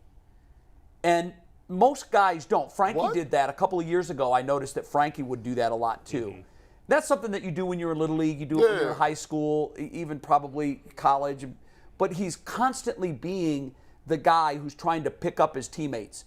If guy swings at a bad ball, lay off that. Obviously we know that, but when you hear the best player on the team's in the on-deck circle, and the other thing too is that you really get a sense of when a player's 2 feet away from you, is I marvel at how all of these guys really handle the pressure in the moment. Like, you can tell when a guy has a look on his face. Like, Savali had that look in Game 5, and we all knew it. Right. I'm staring these guys square in the eyes. I'm literally closer than I am to you right now. Yeah. And these guys look like they're getting ready to take a family picnic softball game at bat. It's just stunning, but particularly him. Yeah, I mean, I guess that's what makes one of the many, many reasons that he's so special is that the moment doesn't get to him, right? And he plays a certain way. He plays that certain way all the time. It doesn't matter if he's not. And like baseball players, you play, Jay, is like that's the grind of the season, right? There's some guys that just want to play every day. They want to be out there every day, and they got to be hurting. We think of guys hurting from football, which is obviously a much more physical sport. But if you're playing any sport every day for 6 months, you're going to have bumps and bruises. It's impossible. Aside from the fatigue and hitting a wall. Yes. Where, you just... Every year I play in a tournament in Florida where we play, if we win and we keep winning, you play 8 games in 7 days. And every year by Thursday, and now I'm 57 years old. I used to do these in my 30s and I didn't feel this way. But every year by Thursday, I'm taping myself up in the dugout looking around at other guys that are over 40 and I'm saying, I don't know how I'm going to get through today. And it's Thursday. And that's when the really big games start because then you're into 16 teams left. And then the quarterfinals, semifinals, championship game, when you need to be at your best. These guys are doing it 162 games in 175 days. And in the middle of the summer with these heavy uniforms and, the grind is real. Yeah. My brother said something. So he had like 2 microfracture surgeries in his knee, like when he played football. He hasn't had the cumulative amount of surgeries, but he's offensive lineman, so he has more weight. Microfracture is the real deal, though. Yeah, he ended up being done. Like, he just had microfracture surgery and he couldn't play anymore. But he would tell his wife was like, "So how do you feel?" And he said something that I totally identified with. He was like, "Well, every day is the same. Like, usually if I told somebody if we switched bodies, like with somebody else, and they just morphed into my body and I got theirs." They would go into shock because they would be like, "What the heck is wrong with me?" Because there's always some level of pain. Like, you go to the doctor, he's like, "What's your pain 1 to 10?" You're like, it's always at a resting 5 or 6. But you live with the 5 or 6. It becomes relative to you. Yeah, it's 6. On the microfracture thing, I don't know how old your brother is. Is he older than you? Okay, I think Amari Stoudemire was the first NBA player to ever have microfracture and come back from it. Yeah. I've had it. And the whole idea is they drill into the bone, they want it to bleed out and create some artificial cushion there. They don't do it anymore. It doesn't do it. Yeah, I mean, it's better than the alternative, which is nothing. But it is a real grind coming back. It's weird that crazy. they can't come up with another. I know it is. With You know all what the they did? technology My son science had we this have, done. I think it's junk science. I don't know, but right before the Olympic trials in 21, he had a torn labrum in his hip, and he knew that. Mm-hmm. And they were trying everything they could. They were, he had the shots that last a couple of months. It wore off right before the trials. They were injecting rooster cone, which is rooster cone nose. Some sort of material from if there's a doctor watching and you want to hit us up on a chat and let me know that this guy wasn't just a complete quack. Right. I mean, it's the U.S. Olympic doctors. I can't imagine that it was quackery. But That's crazy. Yeah, and it's supposed to provide some cushion and some relief where there's bone-on-bone pain. He was like you just grind through it. When you work, like in the case of trying to make the Olympic team, literally you're working your whole life for one shot. For one meet. Imagine if all the practices you ever had were leading up to one performance. So at that point, it's mind over matter. Yeah, I heard. Yeah. But he jumped 27-3 with the hip labrum torn, which is his personal record, which is still like ninth best in the history of the United States. But he knew he can't think about the hip pain. Yeah. So he was he asked the doctor, is there anything else? No. Is this proven? It's questionable. I'll take it. Yeah, right. It gives me a chance. Yeah. And so then can you push that out of your pain? But that's what Jose was doing. Jose was, it hurt. Trust me, it hurt. Right. If it needs surgery, it hurts. Yeah. There's pain involved. And when you you're exactly right. When you hit a baseball bat with a baseball, if you hit it flush, you don't even feel it. Yes. I've always said there's no greater feeling in the world than hitting a home run. Yeah. You never have to look. You automatically know that it's a home run. There's no vibration. It is when the fat part of the ball hits the fat part of the bat, and you held nothing back on the swing. But when you don't, and there's more often than not that you don't, obviously, there is vibration. And when it's cold, that vibration becomes your worse. hands hurt. I can only imagine how it felt for him hitting in the cold weather Saturday night at Progressive And Field. it's cold. He in the field. He dove 4, 5, 6 times. I know he did. And not once did I see him go. Right. No. And every throw was on point. Every throw was on point. Every throw. Every throw. Right hand, right? Yeah, right hand. Yeah, he's a badass. I'm not gonna lie. I don't know where he's going to, when he's done, I don't know where he's going to rank in the pantheon of Cleveland sports greats. Because if you did a Mount Rushmore right now, I don't know that he would be on it. It'd be really hard for him to be on it. What about of just Guardians/Indians? He's on my Mount Rushmore right now for Guardians/Indians. In my lifetime. I only do it in my lifetime. There's Bob Feller years and all kinds of Hall of Famers. Yeah, but I'm saying, I agree, only my lifetime. Because I can't really judge Bob Feller against, against Corey Kluber. But if I didn't see Larry Doby play. So. No, so it's really hard for me to say. Obviously, historically, Jim Brown's going to be on anybody's Mount Rushmore. Jim Brown played in my lifetime. I didn't see him play. I don't remember him playing. I was one. If nobody's got a good final take, I think we should quickly. No, Jason has a final take. He wants to get out. Okay, So. I got one. Sorry. I got one. Well, we can do that, and the other final take, we can do our Mount Rushmore of Cleveland sports. Yeah. Because that's always a fascinating conversation. Yeah. Well, but what about each sport individually? Like, who would you? Well, that's a longer we conversation. can save that. Yeah, I think today you do your final take, and I think the three of us, and you can too, give your Mount Rushmore of Cleveland sports in our lifetimes. Yeah, we'll say mid-70s till now. Oh, you want to go mid-70s? So that would exclude. Lifetime. Well, I know I was born in '65, and I don't remember Jim Brown playing. So let's go 75 and on. Okay. All right. Go ahead, Jason. All right. Final take? Yeah, go ahead. Me to come up with this Mount Rushmore thing y'all are talking No, about. you do your final take, and then we will. You can think about it. We'll pass our final takes, and we'll spend the last couple of minutes talking about our Mount Rushmores. Okay, well, I want to do this final take because it kind of dawned on me watching Game 5. Obviously, I wasn't in here yesterday, and there was the big debate about Savali versus Shane Bieber.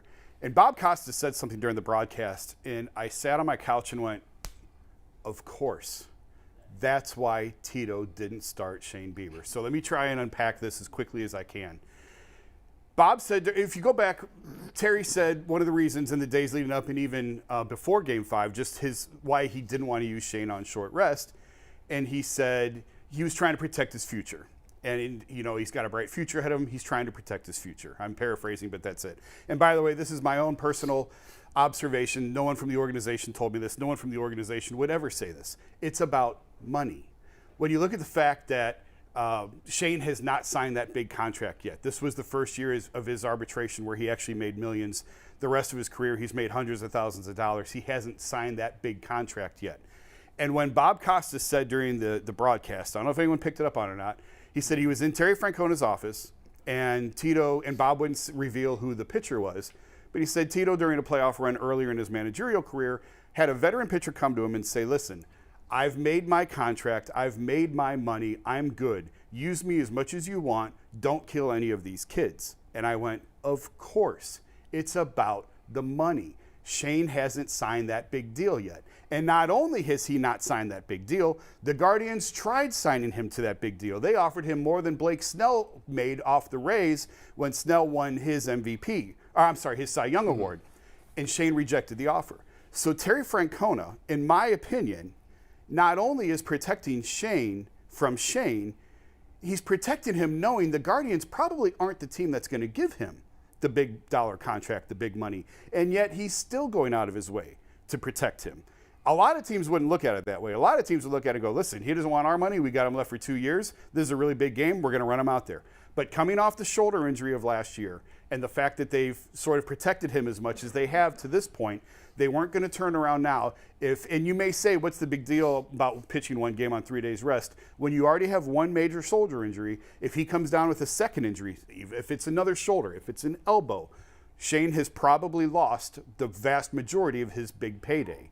Mike Clevenger went through that. He's had 2 Tommy Johns now. He's never going to get a long-term contract. He rejected the Indians' offer a few years ago, and I'm sure he regrets it today. Now, Shane didn't have Tommy John, but I'm just saying he's had one significant injury. If he has another one, it's going to be very difficult for him to earn the type of money he's probably looking at.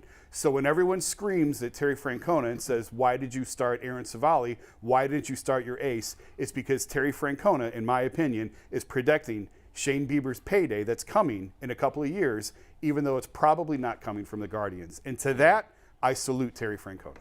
Yeah, here. Couple of quick thoughts on that, because I've been thinking a lot about that. I think there's something to that.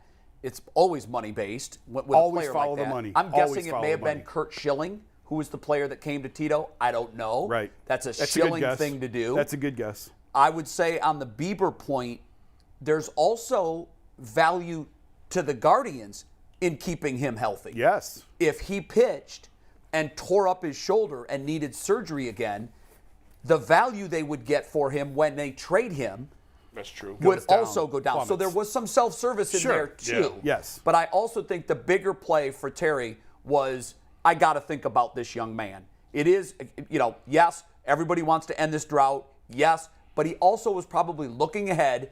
So do we have a chance against Houston if he can't start game 1 or 2, because he would have been out for 1 and 2. Right. So he's probably like, I'm going to play the long game here. And one other thing that we really haven't talked about on the show yet that I think weighed into Terry's thinking, go back to 2016, starting Corey Kluber in Game 7 on short rest. He gave up a Corey leadoff. Kluber had thrown on short rest a number of times in that postseason. I know he had, and Yeah. it's more likely to get you when you do that on multiple times. occasions. And he was just out but of gas. I have to think that that's fresh in Terry's mind too. The first hitter of the game hit a home run in Game 7 off Kluber. Dexter Fowler. Kluber was terrible. Kluber and Miller were out of gas. Actually, were. I was going to They say, were. Miller, he was like the greatest pitcher in the world for a year. they smacked him around in that and game. then after that, after 2016, what happened? He went to the Cardinals? Yeah. Well, I was done. he wasn't as effective. He was stayed never the here. same guy. He wasn't done, but he was never the never the dominant same It was guy. reliever. Aroldis Chapman. never the No, same he was guy. not. Now, Yeah. the one other thing, too, on that is I believe that Terry had a lot to think about, and we can all play armchair quarterback. We talked about this on the show yesterday. I think the way to go was to list the available pitchers, your available pitchers.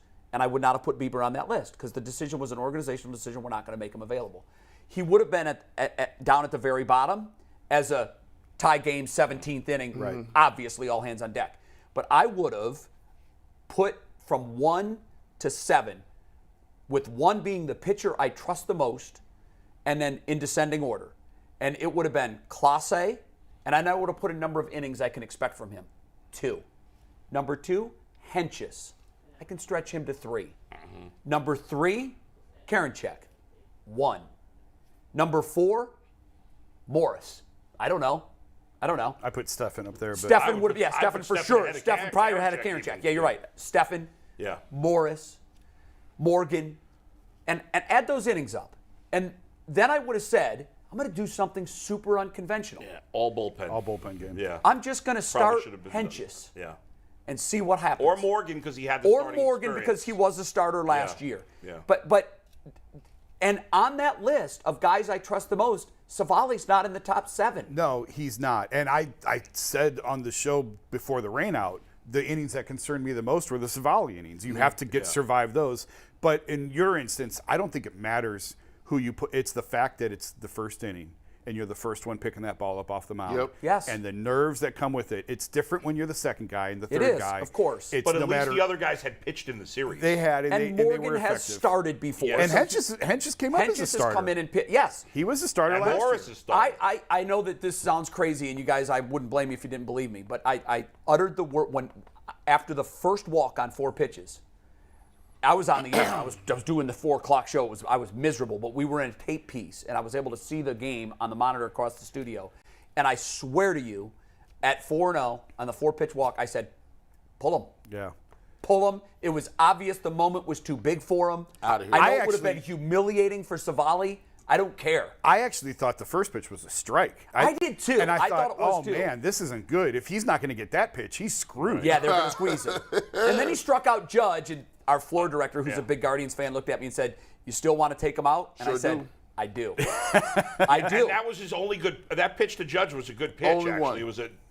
And But then, that was the 3-2, but he went 3-2 to Judge, I think. right. He did, and then And then he walked the next guy, and Well, I'm no, like, he okay, hit Rizzo. yeah, I hit And Rizzo. He had him 2-2, I think. Yes, And but then when he hit him, I Rizzo. just thought, Yeah, so when this he hit is where him, it goes sideways. He got to take. At that point, Yeah. I would have took him out. I'm just ship sorry. is I mean, it's easy to say that now. Yeah. It is. And I said yesterday on the show too, Jay, I hope he's not getting beat up too badly by our fans, because I'm not suggesting that he is going to walk away, but Terry has had health issues in the past. He's got nothing to prove. He's a Hall of Fame manager. Yeah, he'd love to win this and be hard to walk away from a team so young. Yeah. But to put all of this on Terry's feet, he got got be way dragged more out out of of this that team uniform, than though, anyone no? thought that he, and you can't kill him for one decision. No, You I just totally can't. agree. I think he'll be back next year. I don't know beyond that. I'm not even convinced next year he's back, but I do. You're think not he's back. convinced? Really? No, I think he is. Right. Doesn't he seem like a guy that never wants to retire, or he's not? I guess not. He also Yes. seems like a guy that loves life, loves to have fun, and this isn't fun. This is a grind. But this is his life. He loves nothing more than getting to the ballpark at 10 a.m., 11 a.m. for a 7 o'clock game, and You know where I walks think his around in next his stop slides. is? Oh yeah. Hey, what are you doing at 10 o'clock? He puts his feet It's up on all his he's ever desk. done. Yeah. It's all he's ever he done. walks And around in his slides and his athletic shorts, and he reads the whatever he's reading, and like That's his house. It really is like his house. Yeah. I tell you, from working with him on the TV side, I hope his next stop is in the broadcast booth as an A color commentator. Because I know I think John Smoltz does an amazing job.